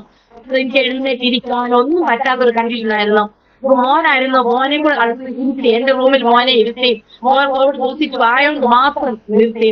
അങ്ങനെ മോനെ പപ്പയും ഒക്കെ അവിടെ ഹോസ്പിറ്റലിൽ ആളുണ്ടായിരുന്നു. അങ്ങനെ മെയ് മാസം ഞങ്ങൾ അഡ്മിറ്റ് ആയി. ജൂൺ 4 മോൻ പപ്പയെ കാണാൻ വേണ്ടി പോയി. അപ്പൊ എന്നോട് പറഞ്ഞു മമ്മി വീഡിയോ കോൾ കാണിക്കാൻ പറയും. പിന്നെ എന്നോട് പറഞ്ഞു മമ്മി വേണ്ട, മമ്മി കാണണ്ട. അപ്പൊ ക്രിട്ടിക്കൽ സ്റ്റേജിലാണ്. അപ്പൊ വേദന കൊണ്ട് ചുണ്ടെല്ലാം കടിച്ചു വെച്ചിരിക്കുന്നു. മമ്മി കരുത പറഞ്ഞു, ഡോക്ടർമാരെ പറഞ്ഞു നിങ്ങൾക്ക് നോക്കിയില്ലെന്ന് പറഞ്ഞു. അവർ ഒത്തിരി വഴക്ക് പറഞ്ഞു. പിന്നെ അവൻ അവിടെ അവരോട് പറഞ്ഞു പപ്പാട്. എന്നിട്ട് പപ്പ എവിടെ കിടക്കുന്ന പോലെ മനസ്സിലായില്ല. എല്ലാം PP കിറ്റൊക്കെ അതിന്റെ കിറ്റല്ലിട്ടാണ് എല്ലാവരും പോകുന്നതെല്ലാം. അപ്പൊ മോൻ ആണ് ഇപ്പൊ നോക്കിയിട്ട് പപ്പ ഇങ്ങനെ കൈ അടിച്ചു, വയ്യാതെ പപ്പ മോൻ ഇങ്ങനെ കൈ കാണിച്ചു പറഞ്ഞു. അപ്പൊ മോൻ്റെ പപ്പയ്ക്ക് എങ്ങനെ എന്നെ മനസ്സിലായി, ഞാൻ ടിക്കറ്റിട്ടാണ് ചെന്നിരിക്കുന്ന പപ്പ എന്നെ മനസ്സിലാക്കും. കൈ പിടിച്ചിട്ട് മോനെ കെട്ടി മോൻ കൈ വെച്ചിട്ട് കൈ മോട് പറഞ്ഞു ഇങ്ങനെ കൈ കാണിച്ചു മോനെ ഇവിടെ നിൽക്കും മോനെ പറഞ്ഞു. ഞാൻ പറഞ്ഞ ഞാൻ എന്തെങ്കിലും അപ്പോൾ എന്തെങ്കിലും പറഞ്ഞിട്ടുണ്ട് ക്ഷമിക്കണേന്ന് മോനെ ഭയങ്കര കൃഷമായി പോയിക്കൊണ്ട് മോനെ സമ്മതിക്കുന്നില്ല. ഇവിടുത്തെ നാട്ടിലേക്ക് അമ്മയും വിഷമിക്കണം ധൈര്യം സമ്മതിക്കണം. എന്നോട് മോൻ വന്നു അമ്മ എന്തും വന്നാൽ ഒന്ന് അതിനെ കാരണം ചെയ്തേ പറ്റും. അമ്മ പറഞ്ഞത് ഇങ്ങനെയാണ് അവരെന്തോ ഒരു കാര്യം ചെയ്യാൻ പോവാണ്. അപ്പൊ ഇത്തിരി വേദന സഹിക്കാതിരിക്കാൻ വേണ്ടി എന്തോ ഒരു ഇഞ്ചക്ഷൻ കൊടുക്കും, മയക്കിയിടും, രക്ഷപ്പെടുത്തില്ല പറഞ്ഞു എഴുതി ഞാൻ കൊടുത്തിട്ടുണ്ട്. മമ്മി പറഞ്ഞു രാവിലെ 5-ാമത്തെ രാവിലായിരുന്നു അവിടെ ഹോസ്പിറ്റലിൽ നിന്ന് മരിച്ചു പോയത്. ഒന്നും ചെയ്താൽ വന്നില്ല. എനിക്കൊരു ആശ്രയത്തിന് വേണ്ടിയാണ് ഞാൻ കല്യാണം കഴിച്ചത്. ഒരു ഒരാളില്ലാതെ ജീവിക്കാൻ ബുദ്ധിമുട്ടാണ്. എനിക്കൊരു കടയിലോട്ട് പോകാനോ ഒറ്റയ്ക്ക് യാത്ര ചെയ്യാനോ ബസ് കയറാനോ ഒന്നും ഉള്ള ഒരു എന്റെ ഇടപെടലൊന്നും എനിക്കില്ലായിരുന്നു. ഞാനാണ് മരിക്കുന്നത് അറിയത്തില്ല. ഞാനാണ് ജീവൻ ഞാൻ എടുക്കുകയുള്ളൂ. അങ്ങനെ പറഞ്ഞിട്ടുണ്ട്. ആ വർഷം ഒരു പറഞ്ഞു ഈ സൗകര്യ പ്രാർത്ഥിക്കുന്ന എന്താണെന്ന് അറിയാമോ? എന്റെ ജീവനെ എടുക്കണേ, എന്റെ ജീവനെ എടുക്കണേ, ഹസ്ബൻഡ് ജീവനെ എടുക്കണേ, ആദ്യം ഞാൻ മരിക്കുന്നത് പ്രാർത്ഥിച്ചിരിക്കുന്ന ഒരു വ്യക്തിയാണ് ഞാൻ. ദിവസം പ്രാർത്ഥിച്ചിട്ടുള്ളത് ചില പ്രാർത്ഥനയൊന്നും മറുപടി പറഞ്ഞിട്ടില്ല. എനിക്കറിയില്ല, അത് ദൈവത്തിന്റെ ഇഷ്ടമായിരിക്കും എഴുതിയിരിക്കുന്നു. മരിച്ചു അനുഭവാനുള്ള എനിക്കറിയാൻ പറ്റാത്ത അവസ്ഥ. ഓക്സിജൻ ഇടയ്ക്കാണ് 500 ഉണ്ട്, BP ഉണ്ട്, ന്യൂമോണിയ ഉണ്ട്, എനിക്ക് ഉണ്ട്, എനിക്ക് ബ്ലഡ് ക്ലോട്ട് ആവും, ബ്ലഡ് എന്റെ തെറിച്ചു പോവുകയാണ് പറഞ്ഞു. ധൈര്യപ്പെടുത്തി മോൻ വിചാരിച്ചു മമ്മി നഷ്ടപ്പെട്ടു പോകുന്ന വിചാരിച്ച് മമ്മിയെങ്കിലും എനിക്ക് തിരിച്ചു പറഞ്ഞില്ല. മമ്മിയുടെ ആരോഗ്യം മമ്മി നോക്കണം പറഞ്ഞിട്ട് അച്ഛനെ 2-3 ദിവസം ഹോസ്റ്റലിൽ വെച്ചിട്ട് അടയ്ക്കുന്ന ദിവസമായി മമ്മി കാര്യമില്ല മമ്മി എന്നൊക്കെ പറഞ്ഞു. ഇല്ല മോനെ കാര്യമില്ല, ഡോക്ടർമാരെല്ലാം പറഞ്ഞു മോന് ധൈര്യം കൊടുക്കേണ്ടതാണ് അമ്മ, അത് മോൻ കാര്യമില്ല എന്നോട് പറഞ്ഞു. അപ്പൊ എനിക്ക് ഞാൻ തിരിച്ചിരിക്കാൻ നോക്കി പറഞ്ഞു. അന്ന് മോൻ എന്റെ ബാത്റൂമിൽ കൊണ്ട് നിർത്തി ഞാൻ തിരിച്ച് ഫോണിൽ വന്നപ്പോൾ ഞാൻ എന്ത് ചെയ്യട്ടെ ചപ്പാ ചോദിച്ചു. അത്ര മാത്രം ചോദിച്ചു മാത്രമാണ് അറിയാം. എന്നോട് മോനെ ഇന്ന് മുതൽ ഞാൻ എല്ലാമല്ല ദൈവനോട് എന്റെ ഉള്ളിൽ നിന്ന് എന്തോ അറിഞ്ഞു പോകാനായിട്ട് എനിക്ക് തോന്നി. ഞാൻ തന്നെത്താൻ എഴുന്നേറ്റ് റൂമിൽ വന്നു. റൂമിൽ വന്നിട്ട് മോൻ പറഞ്ഞു മമ്മി പിന്നീട് പോകാൻ നല്ല തേജസ്സോടെ ഇരിക്കുന്നല്ലോ, അമ്മയ്ക്ക് എന്ത് പറ്റുന്നില്ല. മോനെ ഇങ്ങനെ ഒരു സംസാരം ദൈവം എന്നോട് സംസാരിച്ചു. ഞാൻ വേറെ സൗകര്യങ്ങളോട് സംസാരിച്ചു. അവിടെ അവസ്ഥ വന്നപ്പോ ഈ ഹോസ്പിറ്റലിൽ പ്രസംഗിക്കാൻ തോന്നി. ഞാൻ ആത്മാവ് നഷ്ടപ്പെടണമെന്ന് എനിക്ക് തോന്നി. എനിക്ക് എന്തില്ലാത്തൊരു ശക്തി ദൈവം എന്റെ ജീവിതത്തിൽ കാണിച്ചു തന്നു പ്രിയമുള്ളവരെ. പക്ഷെ തുടക്കം കഴിഞ്ഞു, വീട്ടിലേക്ക് കടന്നു വന്നു. എന്റെ സംസാരശേഷി നഷ്ടപ്പെട്ടു. എന്റെ വാക്കുകൾ മുറിഞ്ഞു പോകുമായിരുന്നു. ആ സമയത്ത് ചിന്തിച്ചിട്ടുണ്ട് ദൈവമേ എനിക്ക് പഴയതുപോലെ ദൈവത്തെ ആരാധിക്കാൻ പറ്റുമോ, പ്രാർത്ഥിക്കാൻ പറ്റുമോ, എനിക്ക് പാടുവാൻ പറ്റുമെന്നൊക്കെ ചിന്തിച്ചിട്ടുണ്ട് ദൈവങ്ങളെ. എന്നാലും അവരെല്ലാം കർത്താവ് ഇറങ്ങി ദൈവമേ പൂർണ്ണമായി വിധിച്ചു. അതിനുശേഷം പല ദേവദാസന്മാർ എനിക്ക് അവസരം ഒരുക്കി തന്നു. കോവിഡ് കാലഘട്ടത്തിലാണ് എനിക്ക് മെസ്സേജ് പറയാൻ, സാക്ഷികൾ പറയാൻ സൂം വഴിയായാലും ഗൂഗിൾ മീറ്റ് വഴിയായാലും ഫേസ്ബുക്ക് ലൈവ് വഴിയായാലും യൂട്യൂബ് വഴിയായാലും എനിക്ക് അവസരം ഒരുക്കി തന്നു. ഒരു കഴിവില്ലാത്ത എന്നെ ദൈവം എടുത്ത് ഉപയോഗിക്കാൻ തുടങ്ങി. ഇപ്പോൾ ഞാൻ വിചാരിക്കുന്നു എന്റെ ഹസ്ബൻഡിനെ എടുത്തില്ലായിരുന്നെങ്കിൽ ഞാൻ ഇന്നും മറ്റൊരു പുറകിലിരുന്നു, ഞാൻ വരത്തില്ലായിരുന്നു. അത് ദൈവത്തിന് പോകാനായി ദൈവം വിളിച്ചത്. എന്നെ ദൈവത്തിന് എന്നെ വെളിയിലോട്ട് കൊണ്ടുവരണം കർത്താവിന്. കോവിഡ് വന്നു അതിനു വേണ്ടിയാണെന്ന് വിചാരിക്കുന്നു. വളരെ കോവിഡ് കാലഘട്ടം വന്നില്ലായിരുന്നെങ്കിൽ ഒരിക്കലും യേശുവിന്റെ വചനമായിട്ട് ഞാൻ പല സ്റ്റേജിൽ നിൽക്കത്തില്ലായിരുന്നു. അതെല്ലാം നന്മയ്ക്കായി തീർന്നു, അനുഗ്രഹത്തിനായി തീർന്നു. അവസരം ഒരുക്കി തന്നു. എനിക്കെന്നെ അറിയത്തില്ല. പിള്ളേരുടെ പറഞ്ഞത് മമ്മി അല്ലാതായി തീരുന്നു അങ്ങനെ പറഞ്ഞു. ഞാൻ തന്നെ മോനെ അത് കർത്താവ് പറഞ്ഞ പോലെ തന്നെ കർത്താവ് എനിക്ക് എല്ലാമായി കൂടെ ഉണ്ടായിരുന്നു. അന്ന് 2021 മുതൽ 25 ഈ മെയ് മാസം 6-ാം തീയതി വരെ കർത്താവ് എനിക്ക് എല്ലാമായിട്ടായിരുന്നു. അപ്പനായിട്ട്, അമ്മയായിട്ട്, ഭർത്താവായിട്ട്, കുഞ്ഞായിട്ട് എല്ലാമായിട്ട് ഉണ്ടായിരുന്നു. വളരെ എനിക്കൊരു ഭയം വന്നിട്ടില്ല, ഒരു പേടി വന്നിട്ടില്ല. പറഞ്ഞിട്ടുണ്ട് മനസ്സിലും വിശ്വാസികളിൽ അവരെ ഭയപ്പെടുത്താൻ പോകുന്ന വേണ്ട അറ്റാക്ക് ചെയ്യാൻ പോകുന്ന സ്വപ്നം എനിക്ക് വേണ്ട സ്വപ്നം പോലെ എന്റെ ദൈവം എനിക്ക് നൽകി തന്നിട്ടില്ല. എനിക്കൊരു ധൈര്യം. അച്ഛനുള്ളപ്പോ ഇനി അച്ഛൻ മീറ്റിംഗ് പോയിട്ട് വരുമ്പോഴത്തേക്ക് അച്ഛനെ കാത്തിരിക്കുമായിരുന്നു. പട്ടി വന്നിട്ട് പേടി. എന്നാലും അച്ഛൻ ഇല്ലാത്ത സമയത്ത് ഞങ്ങളുടെ വീടിന്റെ അടുത്ത് മദ്യപിക്കുന്നവരുണ്ട്. ഞങ്ങളുടെ വീടിന്റെ മുമ്പിൽ അവർ കടന്നു പോകും. എന്നാൽ ഒരു രീതിയിലുള്ള പ്രയാസം എനിക്ക് വന്നില്ല. ഇവരുടെ ദൈവം എന്നെ കണ്ണിലേക്ക് എന്നെ കരുതി പരിപാലിച്ചു. അങ്ങനെ ഇരിക്കുമ്പോഴാണ് മോനെ ഇംഗ്ലീഷ് ചെയ്യണം. അവിടെ മോനെ ഇത്രയും പഠിച്ച വ്യക്തിയായോണ്ട് കേരളത്തിൽ ചെയ്യണം 1.5 ലക്ഷം രൂപ ഹോസ്റ്റലിൽ കെട്ടി വെക്കണം. ഇന്ത്യയിൽ ചെയ്യണം 60,000 രൂപ കെട്ടി വെക്കണം. അപ്പൊ എന്റെ ഹസ്ബൻഡ് എന്റെ വീട്ടുകാരെല്ലാം പറയുന്നത് ഇനി മോൻ ഡോക്ടറാണെന്ന് കാണട്ടെ. അങ്ങനെ അപ്പൊ നമ്മൾ മോനെ ഭാരപ്പെടണം.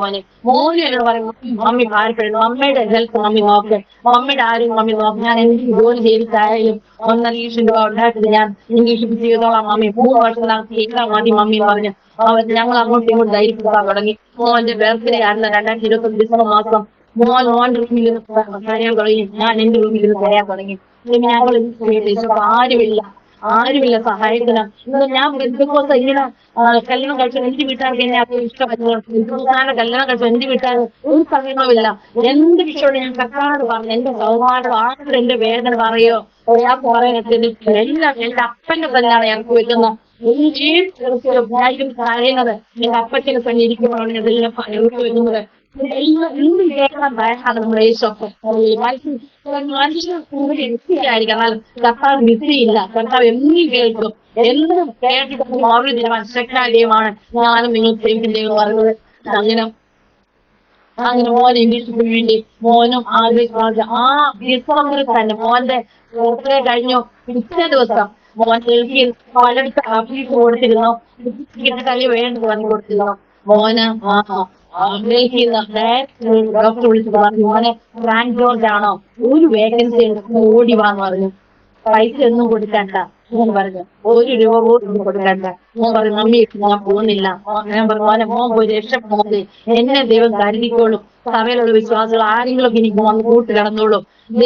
ഞാൻ ഇത്ര ആയിട്ട് മോൻ പോയി രക്ഷപ്പെടെ. മോനാണ് ഈ ഭാവിയുള്ള പറഞ്ഞ അവന് ഞാൻ ഓടിച്ചു വിട്ടു. വളരെ അവൻ പോയി 3 നേരം ഭക്ഷണം ആയിട്ട് താമസം മാത്രം നോക്കിയാൽ മതിയായിരുന്നു. 1 വർഷം കഴിഞ്ഞു അവിടെ തന്നെ മോൻ ജോലി അവർ കൊടുത്തു. അവിടെയുള്ള ഡോക്ടർമാരിൽ മോനെ അധികമായി സ്നേഹിക്കാൻ തുടങ്ങി. അവിടെ 100 ഡോക്ടറുണ്ട്. മലയാളി ആന്ധ്രയും കൂടാണ്. ആ ഡോക്ടർ മോനെ ജീവന്റെ ജീവൻ ഒരമ്മയെ പോലെ മോൻ നൽകി കൊടുത്തു. പിന്നെ അവരെ ജോലി കിട്ടി കഴിഞ്ഞ ഡൽഹിയിലേക്ക് കൊണ്ടുവന്നത്. അതിനുശേഷം ഇന്റേൺഷിപ്പിന് ശേഷം പിന്നെയും പ്രശ്നങ്ങൾ വന്നു. വിദേശത്ത് പഠിക്കുന്ന പിള്ളേർ മെഡിക്കൽ കോളേജിൽ ഇന്റേൺഷിപ്പ് സർട്ടിഫിക്കറ്റ് കൊടുക്കത്തുള്ളൂ പറഞ്ഞു. മോൻ പറഞ്ഞു മമ്മി എനിക്ക് സർട്ടിഫിക്കറ്റ് കിട്ടുമെന്ന് തോന്നുന്നില്ല പറഞ്ഞു. ഞാൻ നാട്ടിൽ 1 വർഷം ഞാൻ ഒറ്റയ്ക്കാണ്. എന്നാൽ ഞങ്ങൾ ഇരുന്ന സ്ഥലത്തിലെ വിശ്വാസികൾ എന്നെ വന്ന് കാണാം. എനിക്ക് വേണ്ട ആഹാരം ഉണ്ടാക്കിക്കൊണ്ടുവരും. 1 മാസം ഒരാഴ്ചത്തേക്കുള്ള പലഹാരങ്ങൾ ഉണ്ടാക്കിക്കൊണ്ടുവരും. എനിക്ക് വേണ്ടി ഡ്രസ്സ് എനിക്ക് വേണ്ടി എനിക്ക് വേണ്ടി തട്ടിയിരുന്നു. വളരെ സ്തോത്രം. അങ്ങനെ മോനെ പറഞ്ഞ് സർട്ടിഫിക്കറ്റ് കിട്ടത്തില്ല മമ്മി. സുപ്രീം കോടതി പേപ്പറിലെല്ലാം വന്നത് ഇന്ത്യയിൽ പഠിച്ച പിള്ളേർക്ക് ഇത് ലൈസൻസ് കൊടുക്കും. വിദേശത്ത് പഠിച്ച പിള്ളേർക്ക് കൊടുക്കത്തില്ല. മെഡിക്കൽ കോളേജ് എന്നാൽ വിദേശ പഠിച്ച പിള്ളേർക്ക് മെഡിക്കൽ കോളേജ് ഇംഗ്ലീഷ് ചെയ്യാൻ കൊടുക്കത്തില്ല. നമ്മള് അനുവദിക്കത്തില്ല. എന്താ ഞാൻ മോനെ നമുക്ക് പ്രാർത്ഥിക്കാൻ മോനെ ഇത്ര നാൾ നിങ്ങൾ അത്ഭുതം ചെയ്തില്ലേ, ആ ഇതിലും അത്ഭുതം ചെയ്തു പറഞ്ഞിട്ട് ഞാനും നാട്ടിലിരുന്ന് പ്രാർത്ഥിക്കാൻ ഉപസിക്കാൻ തുടങ്ങി. ഉപസിക്കല്ലേ ശരീരം നോക്കണമെന്ന് പറഞ്ഞു. ഞാൻ വിചാരിച്ചില്ല. ഞാൻ ഉപസിക്കാൻ തുടങ്ങി. ഞാൻ ആ സമയത്തൊക്കെ എനിക്ക് വചനം എന്താന്ന് പറയാ ആഗ്രഹം ഇസ്മായിലിന്റെ ദൈവം ഇറങ്ങി വന്നു. ഇസ്മായിലിന്റെ ദൈവം ദൈവമേ ഞാൻ വിചാരിയാ എനിക്ക് ഇന്നെ സഹായിക്കാൻ കർത്താവ് മാത്രമുള്ളൂ, കുഞ്ഞിനെ സഹായിക്കാൻ കർത്താവ് മാത്രമുള്ളൂ എന്ന് പറഞ്ഞു. പുള്ളി വളരെ അല്പം പറഞ്ഞു. ആ വർഷത്തേക്ക് കോടതിയെ വിധിച്ചെഴുതി. ആ വർഷം കുഞ്ഞുങ്ങൾക്കല്ല ലൈസൻസ് കിട്ടി. വളരെ ഹല്ലേലൂയ. അത് നമ്മുടെ ദൈവം ാണ്. നമ്മുടെ ആവശ്യം മതിയായ ദൈവമാണ്. സാധ്യമാക്കുന്ന ദൈവമാണ്. കർത്താവ് നമുക്ക് അനുകൂലമാ. ഞാൻ പ്രവർത്തിക്കും. അത് ആ സ്ഥലത്ത് വചനം പറയുന്നത് പ്രവർത്തി ശക്തിമാനായ ദൈവമാണ് നമ്മുടെ ദൈവം. ദൈവത്തെ കൊണ്ട് അസാധ്യത ഒന്നുമില്ല. അതുകൊണ്ട് എനിക്ക് കോവിഡ് വന്ന സമയത്ത് എനിക്ക് തത്വം വന്നായിരുന്നു. മോൻ നാട്ടിലിരിക്കുന്നതിന്റെ കണ്ണിന്റെ ടെസ്റ്റിന് വേണ്ടി പോയപ്പോ ഡോക്ടർമാർ 2 കണ്ണും എന്റെ തിമിരം ബാധിച്ചിരിക്കുകയാണ്, മാറ്റി വെച്ചേ പറ്റൂ എന്ന് പറഞ്ഞു. മോനെ അത് അവർ കാണുന്നുണ്ട്. അപ്പൊ മോൻ പറഞ്ഞു മമ്മി മമ്മിയുടെ ലങ്സ് മാറ്റി വെച്ചിട്ട് ഞാൻ ഇന്റർവ്യൂവിന് പോകുന്നുള്ളൂ. മോനെ വേണ്ട മോനെ മരുന്നാൾ വിളിച്ച് പിന്നീട് നമുക്ക് ഓപ്പറേഷൻ ചെയ്യാം, മോന്റെ ഇംഗ്ലീഷ് ലങ്സ് ഓപ്പറേഷൻ ചെയ്യാന്ന് പറഞ്ഞു. അങ്ങനെ ഞാൻ മോനോടൊപ്പം വന്നല്ലോ. മോൻ വർക്ക് ചെയ്യുന്ന ഹോസ്പിറ്റലിൽ ഡോക്ടർമാരെ കാണിക്കാൻ വേണ്ടി എന്നെ കൊണ്ടുപോയി. ആ ദിവസം ഞാൻ മോൻ പറഞ്ഞു ഡോക്ടർ നോക്കും പറഞ്ഞായിരുന്നു തിമിരം ഇല്ലെന്ന് പറഞ്ഞായിരുന്നെങ്കിൽ എന്തോ മമ്മി പറയുന്നത്, അങ്ങനെ ലെങ്ത് ചീത്തയായിപ്പോ നമ്മളെ ലെങ്ത് മാറ്റി വെച്ചേ പറ്റൂ മമ്മി. ഞാൻ പറഞ്ഞു എന്നാലും മോനെ നമ്മൾ ദൈവം ആരെ എന്റെ എല്ലാം മമ്മി അങ്ങനെ വിശ്വസിച്ചു. അവൻ എന്നെ കളിയാക്കിയിട്ട് കൊണ്ടുവന്നത് എന്റെ ഉള്ളിൽ പറയാം ദൈവമേ ലെങ്സ് മാറ്റി വെക്കാൻ അനുവദിക്കും, നിർത്താവുന്ന ലെങ്സ് എനിക്ക് മതി. അങ്ങനെ ഓർത്ത് ഞാൻ പോവാം. അങ്ങനെ കുറെ വലിയ കളിയാക്കും. ഹോസ്പിറ്റലിൽ പോയി സീനിയർ കണ്ണിന്റെ ഡോക്ടറെ കാണിച്ചത് ഡോക്ടർ എടുത്തു എന്റെ കണ്ണ് നോക്കി ആരാ പറഞ്ഞത് തിമിരം ഉണ്ടെന്ന്. തിമിരമേ ഇല്ല ആന്ന് പറഞ്ഞിട്ട് എന്നെ പറഞ്ഞു വിട്ടു. അത് വളരെ നമ്മുടെ ദൈവത്തിന്റെ ശക്തി. ഏതായ ലെങ്സിനെ ദൈവം നല്ല ലെങ്സ് ആക്കി മാറ്റുവാൻ മതിയായ ദൈവമാണ് എന്റെ ദൈവം. അങ്ങനെ അനേക അത്ഭുതങ്ങൾ ദൈവം എന്റെ ശരീരത്തിൽ ചെയ്തിട്ടുണ്ട്. വളരെ ഞാൻ പറഞ്ഞില്ലേ ശാരീരികമായ വിടുതലിന് വേണ്ടി അങ്ങനെ അധികം പ്രാർത്ഥിക്കാറില്ല. ആദ്യ നിലനിൽപ്പിലാണ് ഞാൻ പ്രാർത്ഥിക്കാറുള്ളത് പലപ്പോഴും. എനിക്ക് ആദ്യം നമ്മൾ ഓർപ്പെടുന്ന നമുക്ക് നിലനിൽപ്പുള്ളൂ, നമുക്ക് നിൽക്കാൻ പറ്റത്തുള്ളൂ. ഈ ലോകം നമുക്ക് എന്തെല്ലാം ഉണ്ടെന്ന് പറഞ്ഞാലും ആരും പിന്നീട് നമുക്ക് മുന്നേറാൻ പറ്റത്തില്ല. അതുകൊണ്ട് എപ്പോഴും ഇനി ആത്മീയത്തിൽ സ്ട്രോങ് ആക്കണേ. പല പ്രശ്നങ്ങൾ എന്റെ ജീവിതത്തിൽ വരുമ്പോൾ ഞാൻ പ്രാർത്ഥിക്കുന്നതേ എന്നെ ആരും ദൈവത്താലും ഞാൻ വഴി നടക്കേണ്ടി വന്നാലും എന്റെ അപ്പച്ചനെ ഞാൻ മുറേ പിടിക്കും. അപ്പനായിരിക്കും എനിക്ക് ആശ്രയം. മനുഷ്യൻ ആരും ഈ കഴിവുമായിട്ട് ഇല്ലെങ്കിലും എന്റെ അപ്പൻ എനിക്ക് മതി. അത് പലപ്പോഴും ഞാൻ ഉള്ളിന്റെ ഉള്ളിൽ തീരുമാനം എടുക്കാറുണ്ട് പ്രിയമുള്ളവരെ. ഹല്ലേലൂയ. അത് പപ്പ അച്ഛൻ മരിച്ച ശേഷവും പല വിധാനം പറയുന്നത് പല സ്ത്രീകൾ ഒതുങ്ങി പോകാനാണ് ആഗ്രഹിക്കുന്നത്. പുറത്തോട്ട് വരത്തില്ല. ദൈവത്തെ വേണം കുറ്റം പറയും, ഉണ്ണിക്കും ആന്റി അല്ലേ സഹോദരി ഞങ്ങൾ സമ്മതിച്ചിരിക്കുന്നു പറഞ്ഞോ. ദൈവത്തിനോട് നിൽക്കുന്നല്ലോ, ഞങ്ങൾക്ക് ഒരു മാതൃകയാണ് നിങ്ങളെന്നൊക്കെ പറഞ്ഞു പല ദൈവം എന്നെ വിളിച്ച് പറയാറുണ്ട്. അത് കർത്താവ് ചെയ്യിപ്പിക്കുന്നു, എന്റെ ഗുണമല്ല. കർത്താവാണ് എനിക്കൊരു പ്രവർത്തിക്കുന്നത്. എനിക്ക് നല്ലോണം അറിയാം. പല വേദന വരുമ്പോൾ കർത്താവിന്റെ ഉള്ളിൽ നിന്ന് പറയും, എന്നെ ധൈര്യപ്പെടുത്തും. ഒരു ദിവസം വേദന അടുത്ത ദിവസം ദൈവം ധൈര്യപ്പെടുത്തുന്ന ഒരു ദൈവത്തിന്റെ ശക്തി ഞാൻ ഇന്നും മനസ്സിലാക്കുന്നുണ്ട്. അതെ, ആ അപ്പന് വേണ്ടി അന്തിമം പറയാൻ ഞാൻ ആഗ്രഹിക്കുന്നത് എന്റെ സാക്ഷ്യം കേൾക്കുന്ന പ്രിയപ്പെട്ടവർ എനിക്ക് പറയാനുള്ളത് നമ്മളെ ചിലപ്പോൾ ദൈവം കപ്പലിൽ കൂടി കടത്തിവിടും, വേദനയിൽ കൂടി കടത്തിവിടും, രോഗങ്ങളിൽ കൂടി കടത്തിവിടും. ഒറ്റപ്പെടൽ എന്താണ് ദൈവം നമ്മളെ മനസ്സിലാക്കി തരും. അവിടുന്ന് ദൈവം നമ്മൾ തള്ളി കളഞ്ഞിട്ടല്ല, ദൈവം നമ്മളെ സ്നേഹിച്ചിട്ടാണ്. ദൈവത്തിന് നമ്മളെ ആവശ്യമുണ്ട്. കർത്താവിന് നമ്മൾ നേരിട്ട് കൊടുത്താൽ മതി. ഞാൻ ഒരു പൊട്ടി തൊട്ടാവാണ്ടി ഒന്നിനും കഴിയില്ല. പിന്നെ ഇത്രത്തോളം സഹായിച്ചിട്ടുണ്ടെങ്കിൽ എന്റെ വചനം കേൾക്കുന്ന പ്രിയപ്പെട്ട ദൈവം സഹായിക്കാൻ മതിയായ ദൈവമാണ്. രോഗിയാണോ എന്നും നമ്മൾ രോഗിയെ കടക്കുവാൻ ദൈവം അനുവദിക്കുന്ന ദൈവമല്ല. സൗഖ്യദായകനാണ്, നല്ല വൈദ്യനാണ്, നല്ല ഡോക്ടറാണ് നമ്മളെ യേശു അപ്പൻ. ഹല്ലേലൂയ. അപ്പനെ കൊടുത്താൽ മതി. നമ്മുടെ കുഞ്ഞുങ്ങൾ പഠിക്കാൻ ബുദ്ധി ജ്ഞാനമില്ലേ, ദൈവകരയിൽ കുഞ്ഞുങ്ങളെ ഏൽപ്പിച്ചു കൊടുക്കുക, കർത്താവിന്റെ വേണ്ടി ഏൽപ്പിച്ചു കൊടുക്കുക. ബുദ്ധി ജ്ഞാനം നൽകുക. ദൈവശക്തനായ ദൈവമാണ്, മതിയായ ദൈവമാണ്. അല്ലെങ്കിൽ നമ്മുടെ വിഷയം എന്തായാലും അതിമൊക്കെ പാടിക്കാരൻ ഇറങ്ങി വരും. ആത്മീയത്തിൽ നമ്മൾ സ്ട്രോങ് ആയിരിക്കണം. ആത്മീയമായി ആരാധിക്കാൻ സമയം കിട്ടുമ്പോൾ നമ്മൾ ആരാധിക്കുക, ശക്തി പ്രാപിക്കുക, ബലം പ്രാപിക്കുക, ഉന്മേഷം പ്രാപിക്കുക. യാക്കോബ് പറഞ്ഞ പോലെ അങ്ങനെ എന്നെ അനുഗ്രഹിച്ചല്ലാതെ ഞാൻ അങ്ങേ വിടത്തില്ല. അങ്ങനെ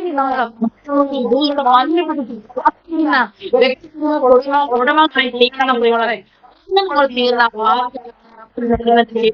അതാത് സമയത്ത് എല്ലാ ഭംഗിയായ ചിന്തമാണ് എല്ലാ രീതിയിലുണ്ട്. നമ്മൾ കാത്തിരിക്കണം, ക്ഷമ വേണം. നമുക്ക് ക്ഷമയുണ്ടെങ്കിൽ കാത്തിരിക്കാൻ മനസ്സുണ്ടെങ്കിൽ മാറിപ്പാൻ ശക്തനാണ്. നമ്മൾ ആള് മാറിയതുപോലെ നമ്മളെ ആഗ്രഹിക്കുന്ന ദൈവമാണ്. എനിക്ക് ഇന്നും അതിശയമാണ്. ഞാൻ പ്രൊഫീസ് കഴിയുമ്പോഴൊക്കെ ഞാൻ തന്നെയാണോ ഇതൊക്കെ പറഞ്ഞത് ഞാൻ പലപ്പോഴും ചിന്തിക്കാറുണ്ട് പ്രിയമുള്ളവരെ. അതുപോലെ എനിക്ക് ആരെ എന്ത് ചെയ്യാൻ പറഞ്ഞാൽ എന്നെ എന്നെ വിറയ്ക്കാൻ തുടങ്ങും, ഒന്ന് വിറയ്ക്കാൻ തോന്നും. എന്റെ മനസ്സിൽ എവിടെ പോയെന്ന് തോന്നും. അങ്ങനെ ഒരു വ്യക്തിയായ എന്നെ ത്തിന് ഉപയോഗിക്കാൻ കഴിഞ്ഞെങ്കിൽ ഇന്ന് വചനം കേൾക്കുന്ന ഇനി സാക്ഷ്യം കേൾക്കുന്ന പ്രിയമുള്ളവരെ, കർത്താവിന് വേണ്ടി നമ്മൾ നിന്നാൽ, അപ്പന് വേണ്ടി അന്ത്യം നമ്മൾ വിശ്വസത്തോട് സത്യത്തോട് നിന്നാൽ, കർത്താവ് എനിക്ക് മതി എന്ന് പറഞ്ഞ് നമ്മൾ ദൈവത്തെ പൂർണ്ണമായി ആശ്രയിച്ചു വലിയ നിശ്ചയമായി നമ്മളെ അനുഗ്രഹിച്ചിട്ടേ ദൈവം മറ്റുള്ളവരെ അനുഗ്രഹിക്കത്തുള്ളൂ. വാങ്ങിക്കണമെന്ന് വരാം, നമ്മൾ ചെയ്യാത്ത നമ്മൾ ചെയ്യുന്ന വരാം. ഞാൻ അതൊക്കെയും സഹിച്ചൊരു വ്യക്തിയാണ്. ഞാൻ പലപ്പോഴും സ്കൂളിൽ പോയി ദൈവനാമം വരുമ്പോ ഞാൻ ഇവിടെ മീറ്റിംഗ് പോകും പറഞ്ഞിട്ടുണ്ട് ഞാൻ വേറെ എന്തിനോ ആണ് പോകുന്നത്. അങ്ങനെ ഒരു അപവാദം കേട്ട ഒരു വ്യക്തിയാണ് ഞാൻ. വേറെ എന്തോ പോയി പിന്നെ പറയുന്നത് മറ്റാ സ്കൂളിൽ കറക്കുമ്പോൾ ദൈവനാഥന്മാർ ആയിരുന്നു ഞങ്ങളുടെ വീട്ടിൽ. അത് ഞാൻ എന്തെല്ലാം അപവാദങ്ങൾ കേട്ടതെന്നറിയാം. എന്നാലും എന്നെ അറിയുന്നൊരു ദൈവം, എന്നെ കാണുന്നൊരു ദൈവം, എനിക്കത് മതി. എന്നെ കർത്താവ് കാണുന്നത് അത് മതി. കർത്താവിന് തന്നെ എനിക്ക് ബോധിപ്പിച്ചാൽ മതി എനിക്ക്. എന്നാൽ അന്ന് ഞാൻ ഹോസ്പിറ്റലിൽ മരണാവസ്ഥ കിടന്നപ്പോഴും ദേവദാസന്മാർ പറഞ്ഞാണ്, നീ ആരെന്ന് ദൈവത്തിന് കാണിച്ചു കൊടുക്കാനുണ്ടെന്ന, നിന്നെ നിന്നിച്ചോടെ മതിയെ, നിന്നെ പരിഹരിച്ചത് മതിയെ, നിന്നെ ഒറ്റപ്പെടുത്തിയ മതിയെ, നീ ആരെന്ന് ദൈവത്തിന് കാണിച്ചു കൊടുത്തിട്ട് നിന്റെ ആയുസിനെ ദൈവം എടുക്കത്തുള്ളൂ എന്ന് പറഞ്ഞു. പ്രിയമുള്ളവരെ, അതെ പ്രിയമുള്ളവരെ, അതെ നമ്മൾ യഥാർത്ഥമായിട്ടാണ് കർത്താവിന് ചെയ്യുവാൻ ഇറങ്ങിപ്പിച്ചതെങ്കിൽ നമ്മൾ ആരും മറ്റുള്ള മനസ്സിലാക്കി കൊടുക്കും. നമ്മുടെ വീട്ടുകാർക്ക്, നമ്മുടെ ബന്ധുക്കാർക്ക്, നമ്മളെ നിന്ദിച്ചവർക്ക്, നമ്മളെ പരിഹരിച്ചവർക്ക് ദൈവം കാട്ടിക്കൊടുക്കും നമ്മളുടെ ദൈവസ്നേഹം എന്താണെന്നുള്ളത്. ഹല്ലേലൂയ, സ്തോത്രം. അതാണ് ദൈവത്തിന് നമ്മളോട് സ്നേഹം എന്ന് പറയുന്നത്. ആ ദൈവസ്നേഹം തിരിച്ചറിയാൻ വേണ്ടി നമ്മുടെ ഇതിൽ കഷ്ടതകൾ, വേദനകൾ, ദുർബലങ്ങൾ, പട്ടിണി, സാമ്പത്തിക ഞെരുക്കങ്ങൾ അനുഭവിക്കുന്ന വരാം. അത്ര സ്നേഹം തിരിച്ചറിയണമെങ്കിൽ കഷ്ടത വന്നാലേ പറ്റൂ. അല്ലെങ്കിൽ ആ അപ്പന് സ്നേഹമേ ഉള്ളൂ, അറ്റുവാർത്ത സ്നേഹം. ഞാൻ പലപ്പോഴും ഇപ്പൊ ഞാൻ ചിന്തിക്കാറില്ല, പപ്പയുടെ സ്നേഹം ലഭിച്ചില്ലെന്നോ, അമ്മയുടെ സ്നേഹം ലഭിച്ചില്ലെന്നോ, ഭർത്താവിന്റെ സ്നേഹം ലഭിച്ചില്ലെന്നോ, കുടുംബയുടെ സ്നേഹം ലഭിച്ചില്ല. ഞാൻ ചിന്തിക്കാറില്ല. എന്റെ സ്നേഹം എനിക്ക് മതി എന്നാണ് എപ്പോഴും ഞാൻ പറയാറുള്ളത്. അതേ പ്രിയമുള്ളവരെ, നമ്മുടെ അപ്പന്റെ സ്നേഹം ഉണ്ടെങ്കിൽ നമുക്ക് എല്ലാം ഉണ്ട്. അപ്പന് വേണ്ടി നമ്മുടെ ജീവിതങ്ങളെ ക്രമീകരിക്കും, വഴി നടത്തും. നമ്മുടെ ഏത് വിഷയത്തിനും പരിഹാരം തരുവാൻ മതിയായ ദൈവമാണ്. എന്നെ ഇതിനോളം നടത്തിയ ദൈവം ഈ കുഞ്ഞുങ്ങളെ നടത്തുവാൻ ശക്തനായ ദൈവം കൂടെ ഒളിഞ്ഞിവിടെ ധൈര്യമായിട്ടും മുന്നേറുവാൻ ശക്തിയും കൂടെ തരുമാറാകട്ടെ. ഹല്ലേലൂയ. ഒരുപാടും മുറാന്തക്കണം. എനിക്ക് അവസരം തന്നു. ചാനലുള്ള നന്ദിയ സ്നേഹത്തെ ഞാൻ അറിയിച്ചോളുന്നു. അതിനൊപ്പം കർത്താവിന്റെ ദാസി നന്ദിയ സ്നേഹത്തെ അറിയിച്ചോളുന്നു. അതുപോലെ തന്നെ സാക്ഷ്യം കേൾക്കുന്ന എല്ലാവരെയും ദൈവം ധാരാളമായിട്ട് അനുഗ്രഹിക്കും. നമ്മുടെ സ്ഥിതിക്ക് വ്യത്യാസം വരുത്തും. ദൈവം നമ്മൾ മാനിക്കും. ഇന്നുള്ള അവസ്ഥ മാറിപ്പോ രോഗങ്ങൾ, ബന്ധങ്ങൾ അഴിയും, പുസ്തകം റിപ്പോർട്ട് അഴിയും, അഴിയും, ശാപങ്ങൾ അഴിയും. അതിനെല്ലാം ഉദാഹരണം തരുക. ഞാൻ നിങ്ങൾ ശരിക്കും ദൈവം മധ്യാദൈവമാണ്. ഈ വലുവനായ ദൈവം നമ്മൾ ഒരിക്കലും സഹായിക്കുമാറാകട്ടെ. ആമേൻ. ആമേൻ. ഹല്ലേലൂയ. സിസ്റ്ററെ, കർത്താവ് നടത്തിയ വിധങ്ങളും വഴികളും ഒക്കെ കേൾക്കുവാനിടയായല്ലോ. ഞങ്ങളോടൊപ്പം ഇത്രത്തോളം സമയമായിരുന്നതിന് സിസ്റ്ററിനും നന്ദിയുണ്ട്. കോവിഡ് എന്ന മഹാമാരി അനേക ജീവിതങ്ങളെ തകർത്തെറിഞ്ഞപ്പോൾ അതിലൂടെ കർത്താവ് ദേവദാസിയെ പണിഞ്ഞെടുത്തു. അനേക കഷ്ടങ്ങൾ, ദേവദാസി പറഞ്ഞതുപോലെ കഷ്ടങ്ങൾ കടന്നു വരുമ്പോൾ നാം ഒരുപാട് ദൈവസന്നിധിയിൽ ഭാരപ്പെടാറുണ്ട്. എന്നാൽ കർത്താവ് നമ്മെ പണിഞ്ഞെടുക്കുകയാണ്. ഇന്ന് കർത്താവിന്റെ ദാസിയെ ദൈവം ഇങ്ങനെ ഉപയോഗപ്രദമാക്കി തീർത്തത് ഒരുപാട് കൊത്തുപണികളിലൂടെ കർത്താവ് നടത്തിയത് കൊണ്ടാണ്. ആമേൻ. പിന്നെയും കർത്താവിന്റെ ദാസിയെ ദൈവം ഉപയോഗിക്കട്ടെ. ഇതുപോലെ കഷ്ടങ്ങൾ അനുഭവിക്കുന്നവര് ഭവനത്തിന്റെ ഉള്ളറകളിൽ അനേകരുണ്ട്. അവരെയൊക്കെ കർത്താവ് ദൈവത്തിന്റെ സമയത്ത് പുറത്തു കൊണ്ടുവരും.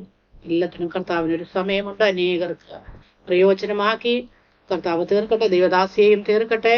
God bless you sister. ദൈവദാസി ഒന്ന് പ്രാർത്ഥിച്ചാൽ. ഹല്ലേലൂയ. സ്തോത്രം, സ്തോത്രം, സ്തോത്രം, സ്തോത്രം. ഹല്ലേലൂയ. നിങ്ങളോട് സ്തുതിക്കുന്ന പശ്ചാ, സ്തുതിക്കുന്നു വാഴ്ന്നു വന്നിക്കുന്ന പശ്ചാ. സ്തോത്രം.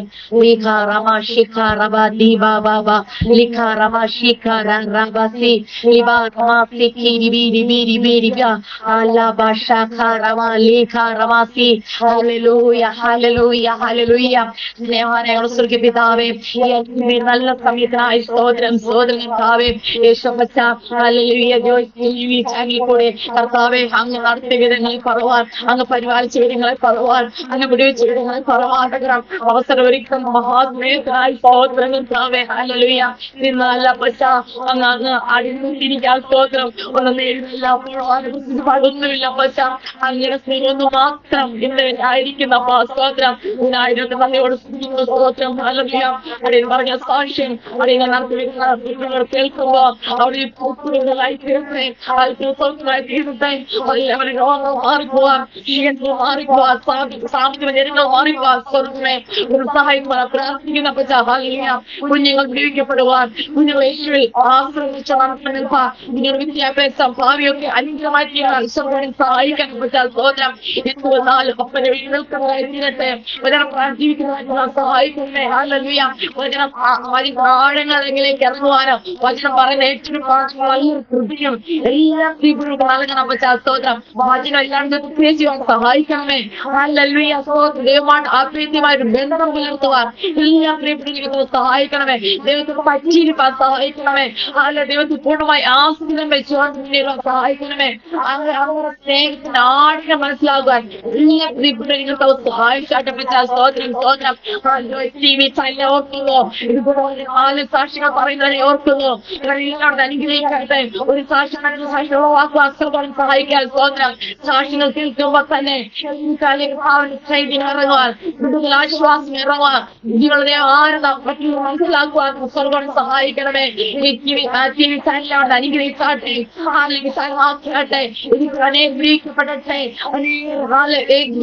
സാക്ഷി എഴുന്നേൽക്കട്ടെ. ഈശ്വരത്തെ മനസ്സിലാക്കിയിട്ട് സ്തോത്രം. സഹായിക്കണമേ.